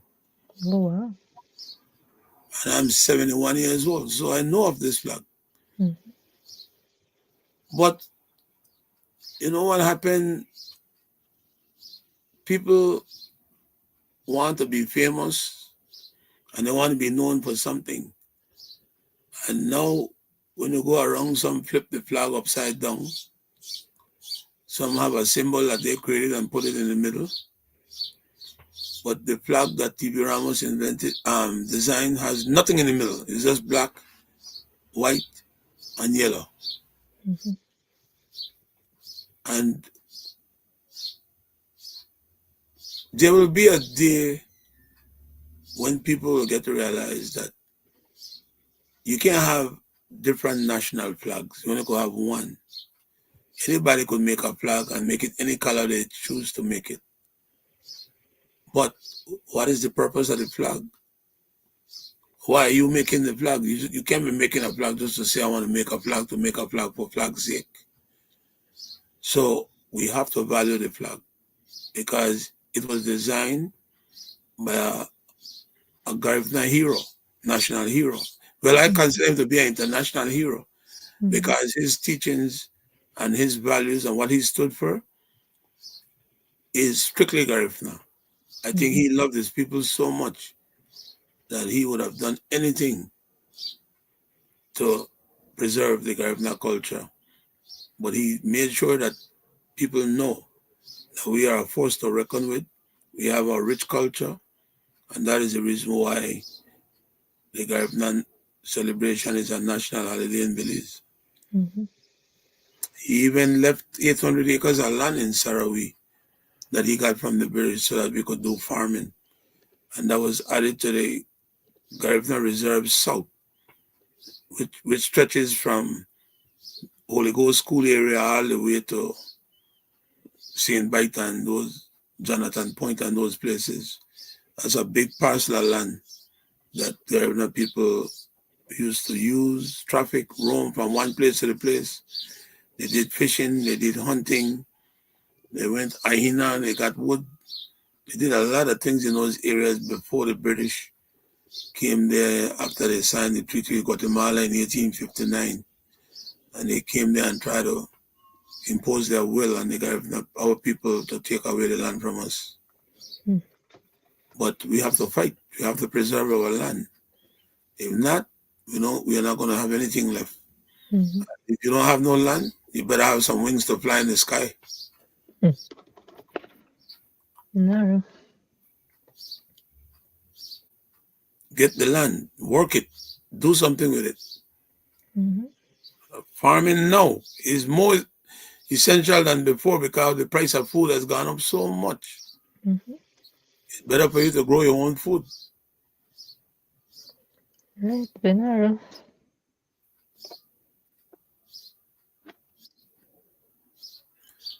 So Fanidir is important. It's something that we must cherish. Mm-hmm. Right, so next, this photo is meant to represent the word book. Do you remember the word for book? Guard. Garada. Guard. So what does the Garifuna dictionary mean to you? Well, Garifuna Dictionary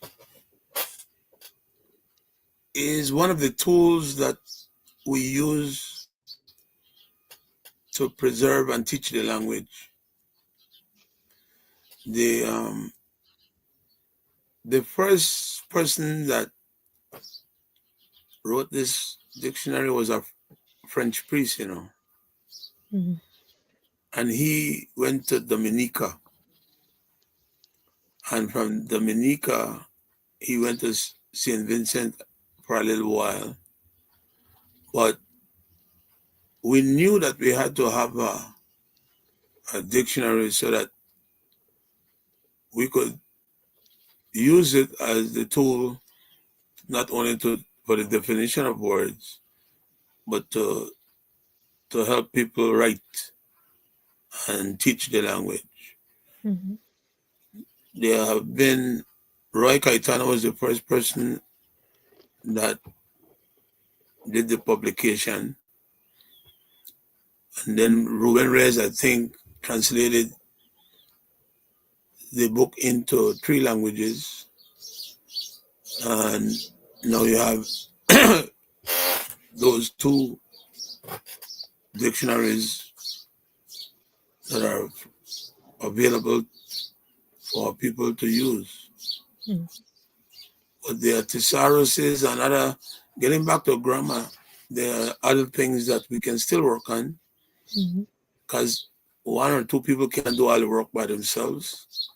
You You still know. will have to have some thesauruses and some encyclopedias and all those other books to be added because now a lot of people are making it their business to learn the Garifuna language, Mhm. and people are studying anthropology and they need more books. So, and there are a lot of research that is left to be done because we still don't know what African ethnic group the Garifuna people came from. Mhm. Based on what I've studied, it's more than one because they did a research in St. Vincent and they found out that the 20, 21 remains of African tribes were found in the Grenadine Islands. Because Wow. When One. the British and the French brought slaves, they would leave them on those islands and trap them there. The country that have the most ethnic groups is which of course that's no surprise to us, is Brazil. Mhm. As the Portuguese brought the most slaves out of Africa. So, but we could do more research to find out exactly what are the ethnic groups. Mhm. Some people say Yoruba, some people say Igbo, some people say Ashanti, but based on the history, the Garifuna people derive from several African ethnic groups, not just one, Mhm. because among those remains in St. Vincent. And another thing that the Garifuna people did constantly was to steal the slaves from the Europeans, Mhm. and they brought them to live among them in St. Vincent. And a lot of those slaves, they came from all over western part of Africa, Mali, Ivory Coast, and different places, Ghana. So that's a research project that is available. Mhm. But DNA is coming up now. Where people do DNA, and a lot of Garifuna people have been doing their DNAs, and they're giving us different information. Mhm.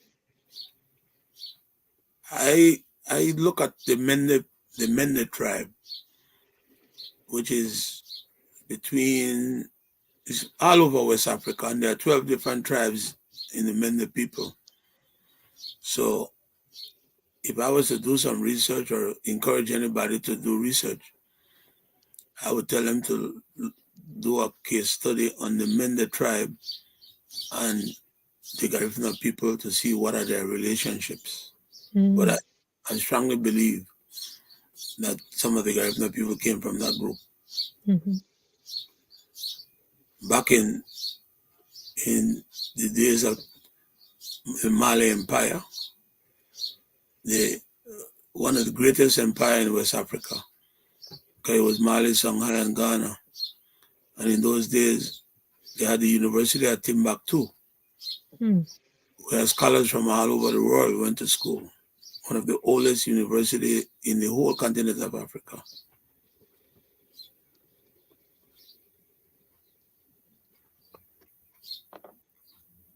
Wow. Well, hopefully, if you get a chance, you can do the research. Those listening or watching might just gain that interest to, do that research. But we have a So lot of it young will help Garifuna people you in to do college. that research. We have What's a lot that? of young Garifuna people in college and universities. Mm. Mm-hmm. Dr. Palacio, who is not doing well right now, he has done his part. He is also he's both. He's an anthropologist and an archaeologist, which is very rare. Mm-hmm. But he has a doctorate in both of the fields. And I don't know if there's going to be another Garifuna person with archaeology and anthropology. Most people only, after they do one field, they get enough of it and they said that's it. Mm-hmm. I had an interest in anthropology, cultural anthropology, but I prefer history and politics more than, but I still do some reading from time to time.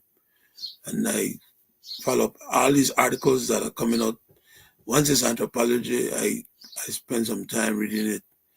Just a couple of days ago, there was something in the news where they found skeletal remains in Germany. And these guys thought it was just garbage. Mm-hmm. Later on, when they did the carbon dating, it was the remains of the Neanderthal man. Mm. Wow. Yeah, back then in the 50s. So the Neanderthal man is the German man, Mm. one of the Interesting. early human beings. Mm-hmm. It's quite a find. Hmm. We know that the human beings started in Africa and they spread all over the world because they did research on that. Mm-hmm. Originally, it was in Africa, Kenya, and then from there they moved. Other people develop and move all over. You got the Java man, the Cro-Magnon man, the Neanderthal man, all these different xenanthropos. I still remember when I was in high school, the, the book that we had for history was so thick and big. It was hard for one person to carry, but I carried it. I think it was about Mm. 5,000 pages in that history book. Oh my gosh. Wow. And it had the Cro-Magnon man's picture in front of it.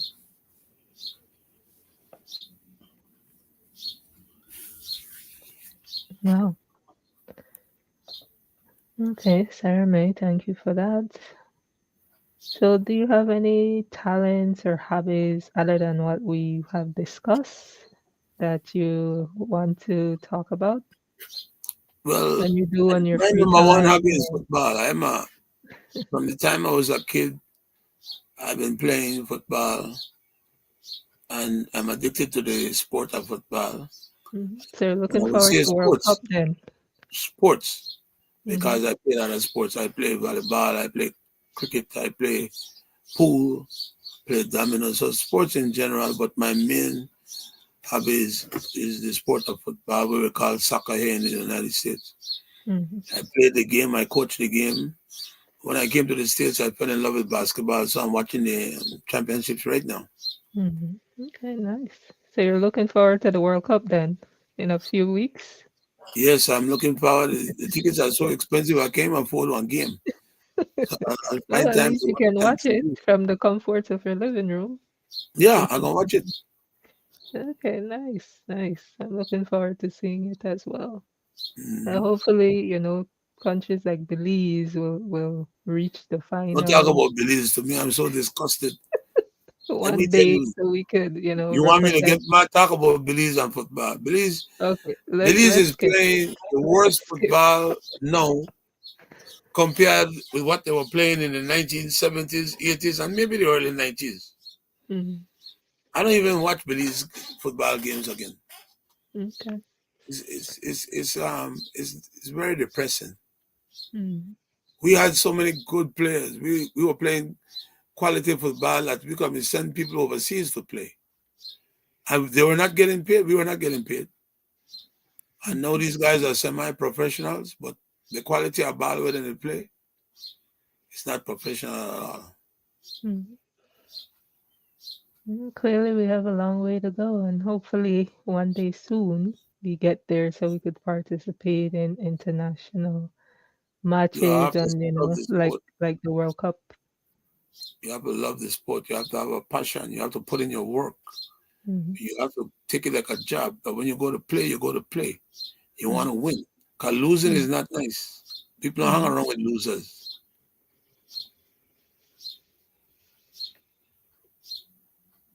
So that's talents and habits. Next. So, what I did in terms of sample, I know you're a writer, you write articles, on different subject affecting our culture, you know, and which you've shared with me. And what I did was just compile some images of, different, three different articles that you've shared with me. So when it comes to writing, is that something that you've always done? No. What happened is that when my mother died in 2005, I went to Belize and I was devastated by my mother's death. To be honest with you, I didn't have that feeling to come back to the United States. I wanted to stay. But when I was walking around in Dangriga Town and I saw the conditions that our people were living in, I said, you know something? I gotta write about these things because I can't stomach this no more. There was a young man from Hopkins, I think, who I remember growing up with me, but then he went to Holy Ghost. His name is Michael Flores. Mhm. He had a newspaper by the name of The Liberator, and I wrote an article in his newspaper about what I observed in Dangriga. And when I wrote that article, a lot of people came up to me and said, I like the article and I think you should continue writing. Mhm. Oh, wow. That was the first article that I wrote. But when I went to college, I studied, I was in between history and journalism. Mhm. But I like history because I've been doing history from when I was a kid in school. Mhm. And I get to love political science because it tells you how government work and what government policies have an impact on people. So I decided to major in communications. So my minor is communications. So when I did communications, I did take a few journalism courses. So I never turned back from writing. And people are Mhm. afraid to write. People prefer to talk and write because when you write something, they have to hold you to what you wrote. But when Mhm. you talk, if they record you, they could remember what you said or hold you to what you said. But writing is a good thing. And I wish a lot more people write. And that is something that is diminishing in our Belizean community. Good writing and good writers. Because if you look at some of the writing that these people are giving you today, even those who say they have college degrees and they graduated from college, you want to know, wait a minute, this is not college level type of writing, but they graduated from college. But the writing is not the best. We need more writers. We should do a lot of workshops and encourage a lot more young people to become writers. Mhm. Now, there's a new thing now with politicians. They say that you live in a democratic country and that you have the right as a journalist to express your views on any matter. But whenever you write something about a politician, he wants to silence you. So the way he get to silence you is to say, if you write about me, I'm going to sue you for libel. But that is suppression. Mhm. So one of the things that people have to realize is that if a politician tell a writer that if he writes something about him, he going to sue him, that is deprivation of the writer's constitutional right, freedom of the press, and is considered as trying to suppress information. If you allow everybody to express their views and their ideas, you live in a better society. The minute you start to suppress speech in any form, you know what's going to happen, right? You're going to have a dictatorship or you're going to have an authoritarian society. Because the press is supposed to keep, the journalists keep a check on the government to make sure that they're abiding by the rules and the laws and that the people get justice. That's the only way democracy can prevail. Mm-hmm. Certainly. Next. Oh, and in terms of your writings, where can people go to get future or writings that you've done in the past? How can they get access to that? I've written for a lot of articles to Mandela. I've written to Mm-hmm. some Caribbean newspapers. But if you put articles by Wellington Ramos in Google, most of my articles will be available to the public. I've written Okay. over 100 articles so far. Oh, wow. Okay. I've published one book, two books. One is a proposed constitution for a Garifuna nation you made. That's a book. I've also Mm-hmm. published a book on the history of the United Democratic Party in Belize. The reason why I did that was because I saw a transition coming, and I knew that there will be so much turmoil in the United Democratic Party that there will have to be a book written. Because UDP is a young party. It started in 1973, and the party accomplished a lot. In fact, post-independence, UDP was in power for many years, several times.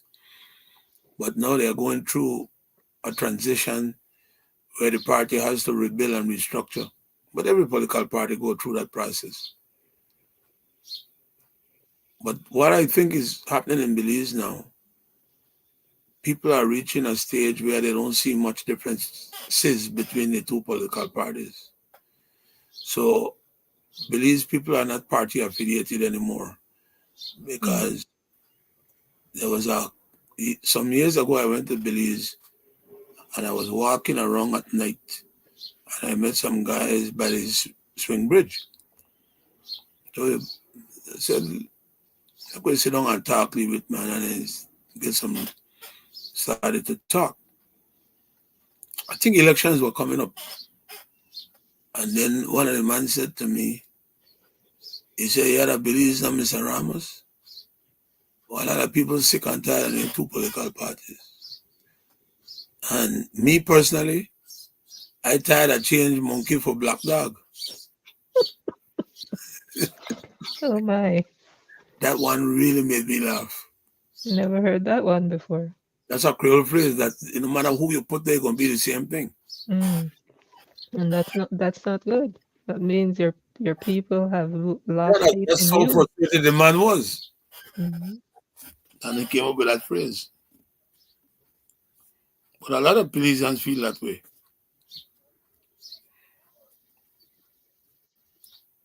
And what do you think would be the solution to that, to change that?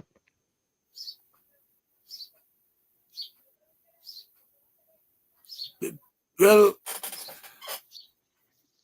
if you believe that the political party is not doing what you want them to do, you would have to go to the convention, or you could demand that the party have one we call a retreat camp where you discuss all the issues that are affecting the people, like an open conversation. But no, they didn't go up and rush them again or campaign. They just get somebody to write to a manifesto. and then they find money for pay people to vote. And that's the way election is done in Belize. There's most of these guys that are elected, they buying votes and they don't care about the people after they get elected. That's a fact. Mm. Because it's easy to buy. If you have 3,000 voters in a constituency and you get $50,000 to campaign, if you give each voter $200, 2 times 3 is 6. Only $6,000 you spend. Mm. And then you keep the rest of the money for yourself. And then you lean there for 5 years. You don't really do nothing for the people. You come again election time and make a lot of promises. So it's a good life to live. Mm. You're Sound making like the people unfulfilled need to promises, you're change. getting elected, and you don't have to work. They drive you around, you get one salary. People salute you. Come on. What kind Mm. of politics is that? Mm-mm-mm. Sounds like as a people we need to reevaluate our values and choose differently, because if But we when you live in keep just poverty, doing the same thing over and over, then nothing will change. when you live in a state of poverty, you're vulnerable and people take advantage of you. But if you create the economic opportunity for the people, whereby all of them get employed, then they work and they have money, Mm. Mm-hmm. the politicians won't be able to take advantage of those people because they become independent and they have voice. Mm-hmm. Then But when they depend on government for this and depend on it for that, they don't have no respect for you. mm-hmm. I say, look, when he soon call you, you want $50, you want this, you want that. People don't respect beggars. Mm-hmm.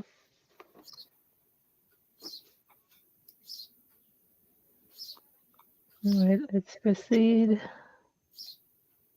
They So have you no had plans to recently. they have no plans to improve the people's lives because I could tell you that since 2020, every time they go to the National Assembly and they request money, it's a lot of millions of dollars that they're requesting. They get the money. But even though they get the money, they have no programs to improve the quality of living for the people of Belize. They just keep the borrow. They borrow so much money that the debt they increase. And that debt that they're leaving is for the future generation of our children. They're not paying back no bills. They will be dead and we are still be in debt. They don't really care. You just say borrow. You mean the amount of money you borrow, you can't say make a borrow 15 million and try to create jobs for the people of Belize so that they could get out of this poverty condition where they live under for so many years? I've never heard a government in Belize say, I want to borrow $15 million, I want to create a job program so that we could employ most of we youths. Also, Mm-hmm. these guys that are in gangs and people doing all these antisocial activities, we're going to find work for them. We're going to let them transform their lives so they could do positive things. That's what we want in Belize. Mm. Why is that That's so what we difficult? need in Belize and anywhere else where poverty is an issue. We need We it. need opportunities. With opportunities, you can Mhm. open more doors. You can, like you said, provide economic independence. They don't have that in their plans. Somebody called me the other day and told me that the IT vet in Hope Creek, they were having so much problems, they were thinking about closing it down. And that is Oh a my. school that was built to provide kids with vocational skills. Hmm. They could learn a trade. They could become their own boss. They could create their own jobs. Right. Give Right. them a loan for open one shop, for do carpentry, for do plumbing, whatever they want to Hmm. do. Give them a Right. small loan. Hmm. They're looking to close the school down because Mm. they can't afford to get the equipment where the school needs and other supplies. It's unfortunate. That's sad if that's the case. Back in the No. days when we had technical college, so many students, graduated from technical college, and a lot of them, they became their own bosses. Hmm. Which is The what we electrical need. shop, the mechanic shop, but they closed down technical college, and they started this thing when they call IT vet. Hmm. And they need one of those in every district, because there are young people with who are not probably academically suited for the classroom, but they have a skill, they have hands-on, skills that they can use hands-on training to, like you said, start their own business, become their own boss, as opposed to being unemployed, getting into trouble, begging on the streets of Belize. It's to provide more opportunities. They could become creative. You could tell a high school that instead of just focusing on academics, we could also mix it. We could say we Hmm. can have academics and vocational trades being Hmm. taught in our high schools. Right, right. Come on, be a visionary. Do something. Hmm. I know in the Dominica, when I went there, they had when you're just started and you're trying to figure out which route to go, we had they taught us a little bit of sewing, a little bit of woodwork, a little bit of technical drawing, the Mhm. sciences, so you could choose, which ones you want to basically end up in, which ones are most interesting, and which, route or career route you would want to choose. So, and I know they had like the technical courses as well. So there are different programs, including the technical ones, that you could choose to do, or the sciences, whichever one, you think you're good at. So, you know, more programs like that needs to be implemented in school. I'm not sure if it's like that still, but when I went to school, and that's in the early 2000s, that's the way how the curriculum was. So, Mm. I don't think they and have then they that. had food and nutrition as well. They taught us how to work, find our way around a kitchen. So it made a lot of difference. It introduced you to, different possibilities. I don't know if they still have those programs in ecumenical, because after they started the IT vet, they don't want to spend too much money on the same thing. So Mm. IT vet was supposed to have been built in Dangriga Town. They took it to Hope Creek. Yeah, farther up, the road, yes.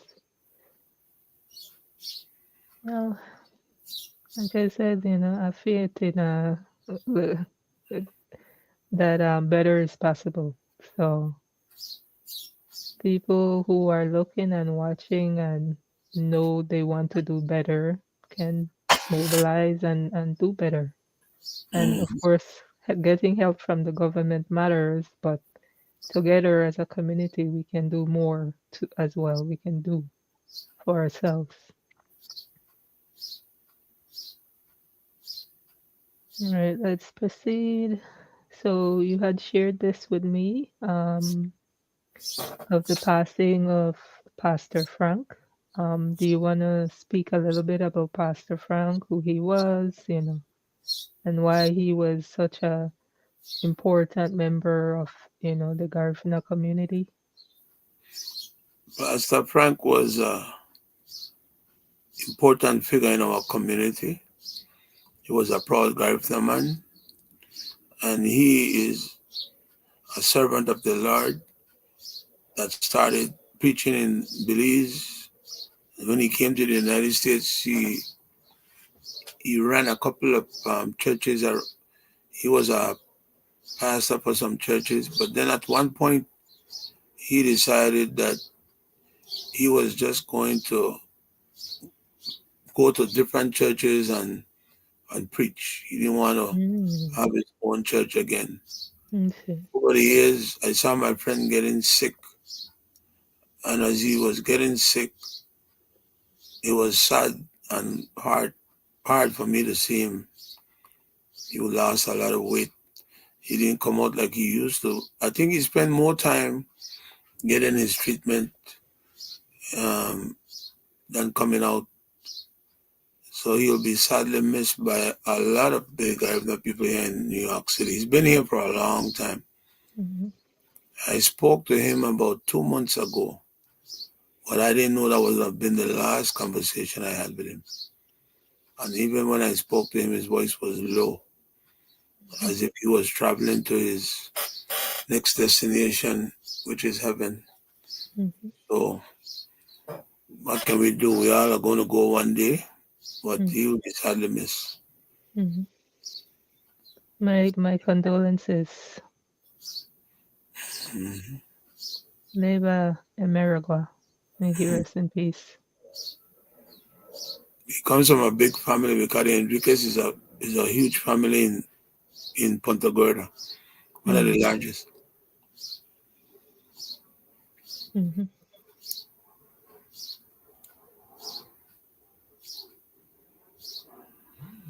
Okay, let's proceed.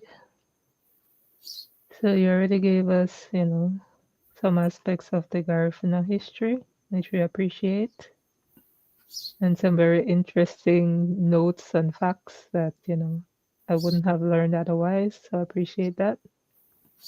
So, um, so in terms of, what's next, where do you see yourself in the next 3 to 5 years or more? What's next for you?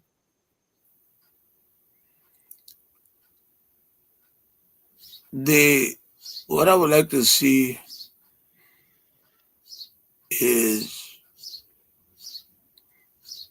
the coming of the Garifuna people together to have a synchronization where the constant communication would lead to address the issues that are affecting our people and are the stumbling blocks from us to reach the end game, which is self-determination. Mm, I don't think a lot of Caribbean people realize that we are a nation of people living in different countries, mm, not by choice, but because we were removed from our nation state, St. Vincent and the Grenadines, which we know as the Rome. mm, Now, once you are removed from your homeland, you have an obligation from the motherland is supposed to look out for their children and offspring living in the diaspora. But for years, that relationship was fractured. Now, we, the ones that live in the diaspora, must say to the motherland, look, we are part of the nation of St. Vincent. We cannot be left out here swimming by ourselves. You all have an obligation to advocate and look out for us as well. And this is not something that will be done through lip services. They have to come with something tangible.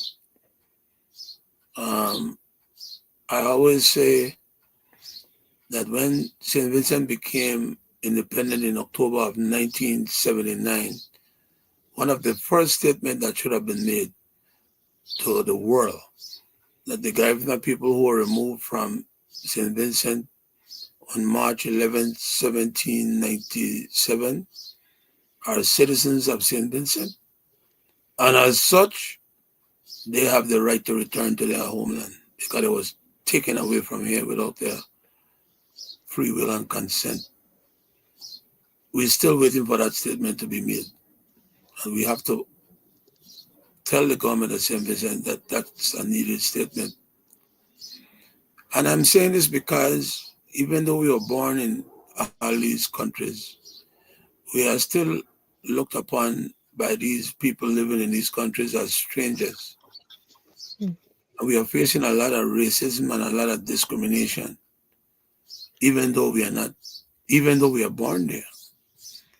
And there are some who believe that, oh, they're not racist, they're not discriminating against us. But I could tell you, being a football player traveling all over Belize, I could tell you, being a police officer traveling all over Belize, we face a lot of racism and a lot of discrimination. And we have to stand up to these people, because if we don't stand up, they will trample all over us. And Belize has become, especially in the southern part of Belize, when I was growing up, I could tell you this for a fact because I used to travel the whole south. There was not one village in the Stankrete district that was a Maya village. Hmm. There was no village in Stankrete that was a mestizo village.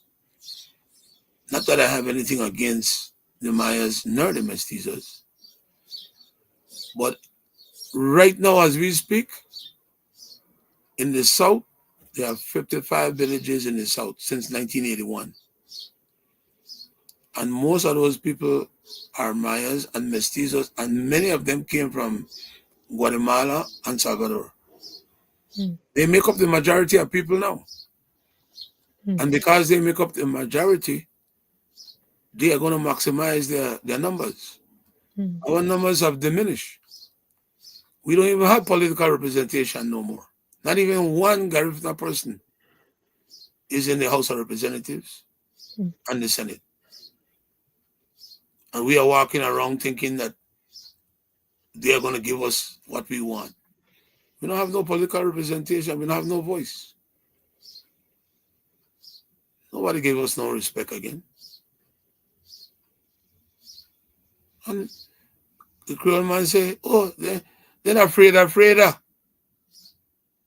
people are afraid now. You know what afraid, right? Yeah, of course. Even afraid for Maklela. There was a time when Garifuna people not afraid for nobody, nothing. We stand up for what we believe in. Mm-hmm. But no, we gone now. Hmm. But this got to change. Mm-hmm. One of these days, our ancestors will say, I'm tired of this. I'm going to give you all the strength to stand up and make sure to get out of this misery we're on the face. Hmm. That day is going to come soon.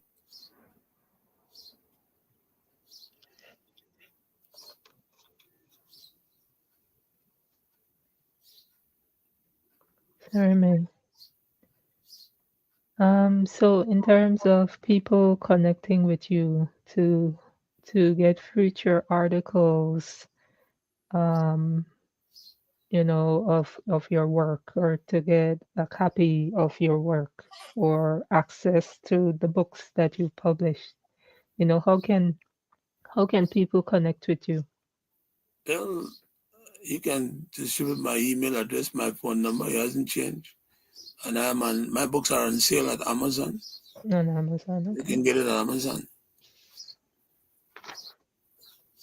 Okay, sounds good. And are you on any social media where people can reach out to you? I have a Facebook, but I only go to Facebook now and again. And I go to messengers a lot sometimes when I see injustice. I go to messenger and I block, because a lot of my clients and my people, they are messenger. Mm-hmm. And then they send the message to other people, because messenger is a good way to put out information. Mm-hmm. Okay. But I have to say, when injustice take place, right, the worst thing a person can do is to put fear and intimidation in their brain. Mm. Because if you put fear and intimidation in your head, you're not going to overcome nothing. Because Mm. you're already fearful and you don't get intimidated. So the next thing will come, that frustration. Mm-hmm. You have to believe that you have to take out the fear and intimidation, and you have to fight. Fight for what you believe in. Even though somebody might be laughing at you, trying to think that you're wasting your time, you never know. Somebody is listening. Mm-hmm.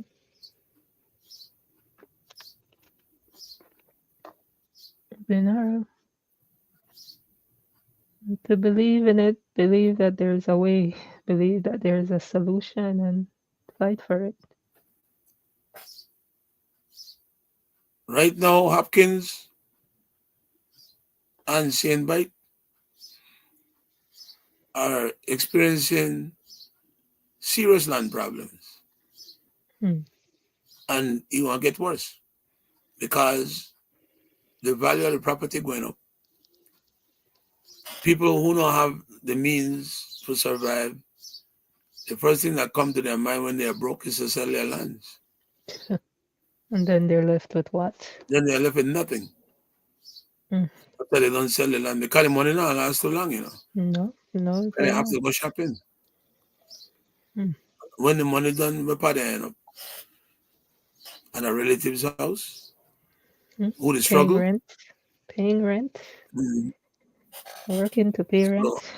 they better think twice.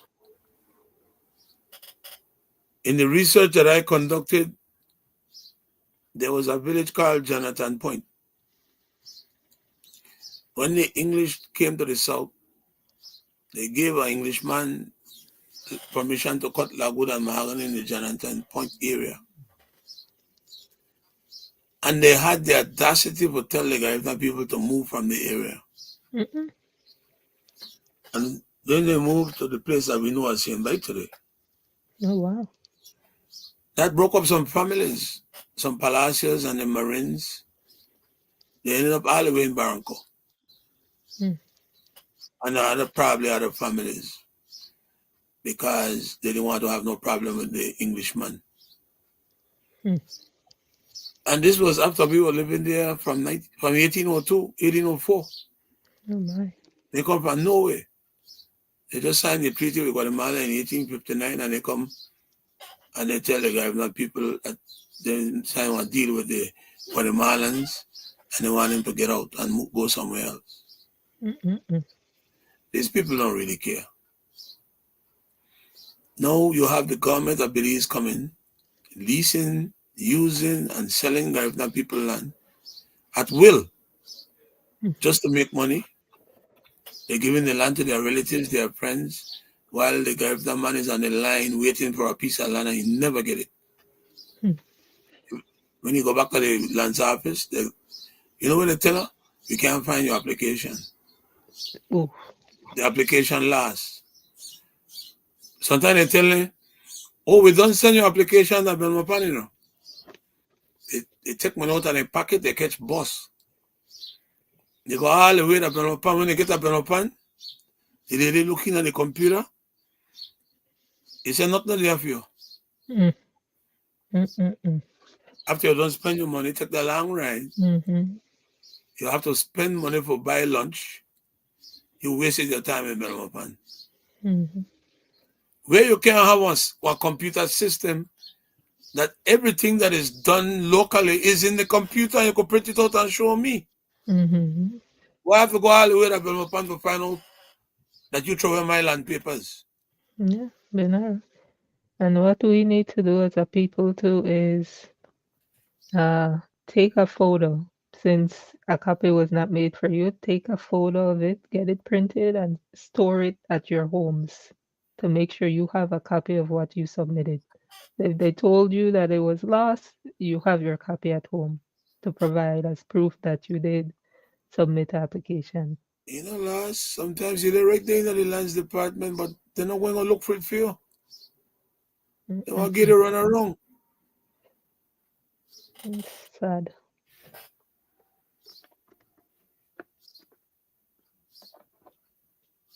I But hope you. if you have Mm, money,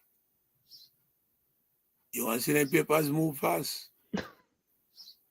mm, You could mm, get a mm, title in a week. mm. That's the way the cookie roll. Sad. Very sad. Very unfortunate. Anyhow, Miss Nunes, this was such a nice interview. It was a lot of content and substance. Mhm. I appreciate that. I just have one more question for you before we call it a day. So in terms of, you know, your legacy, what do you want your legacy to be? When people hear the name Wellington C. Ramos, what do you want them to think? What do you want your legacy to be?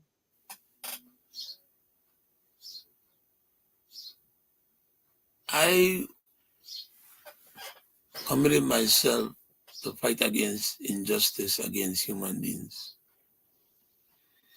because I believe that every human being should be given the opportunity to excel on this planet Earth. And we are supposed to love each other as human beings.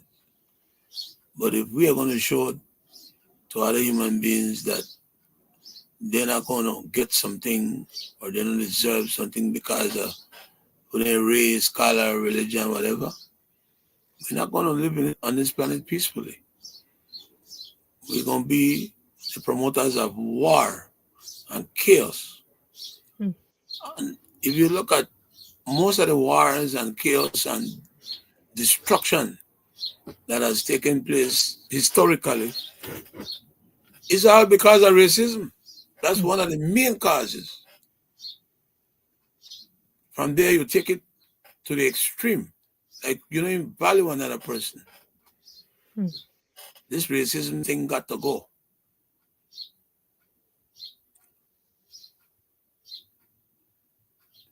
We're not supposed to condone these people who they engage in these racist attitude and behaviors and they promote it. We can't condone them because they're going to make our lives more miserable. And we have got more problems on this planet.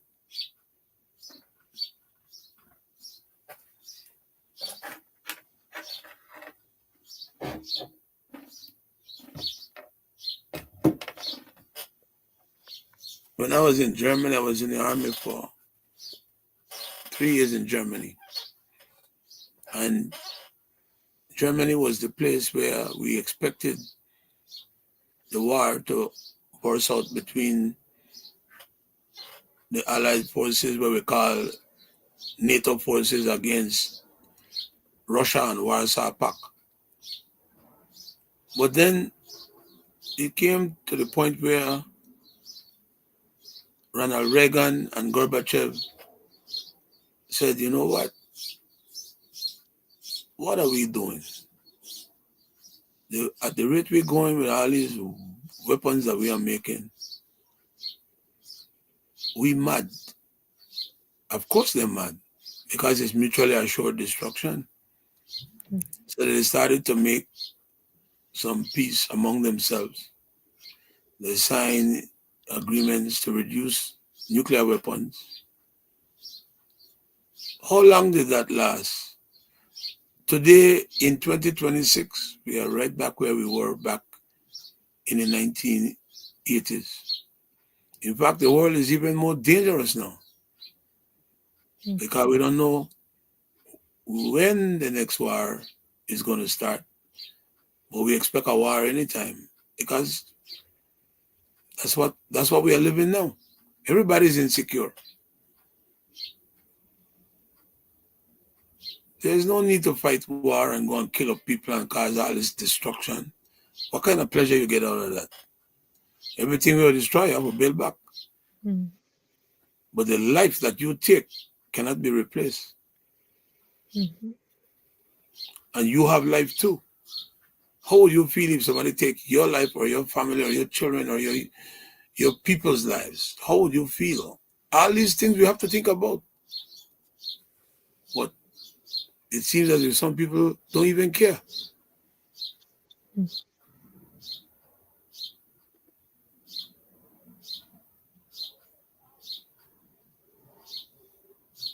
Legacy has to be peace.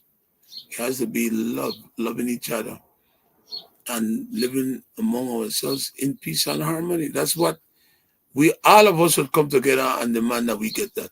We deserve it.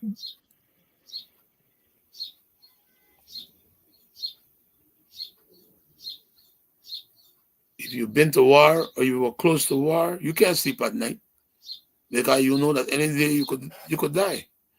But if you have never been to war, you've never been close to death, then you might think everything is fine and dandy. But everything is not fine and dandy when you have experienced warfare or close to getting involved in a war. It's a different story.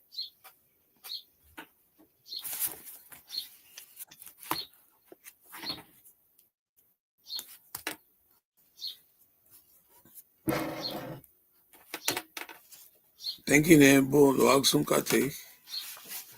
Lamana tiguele. All right. Beka haya So sanuago.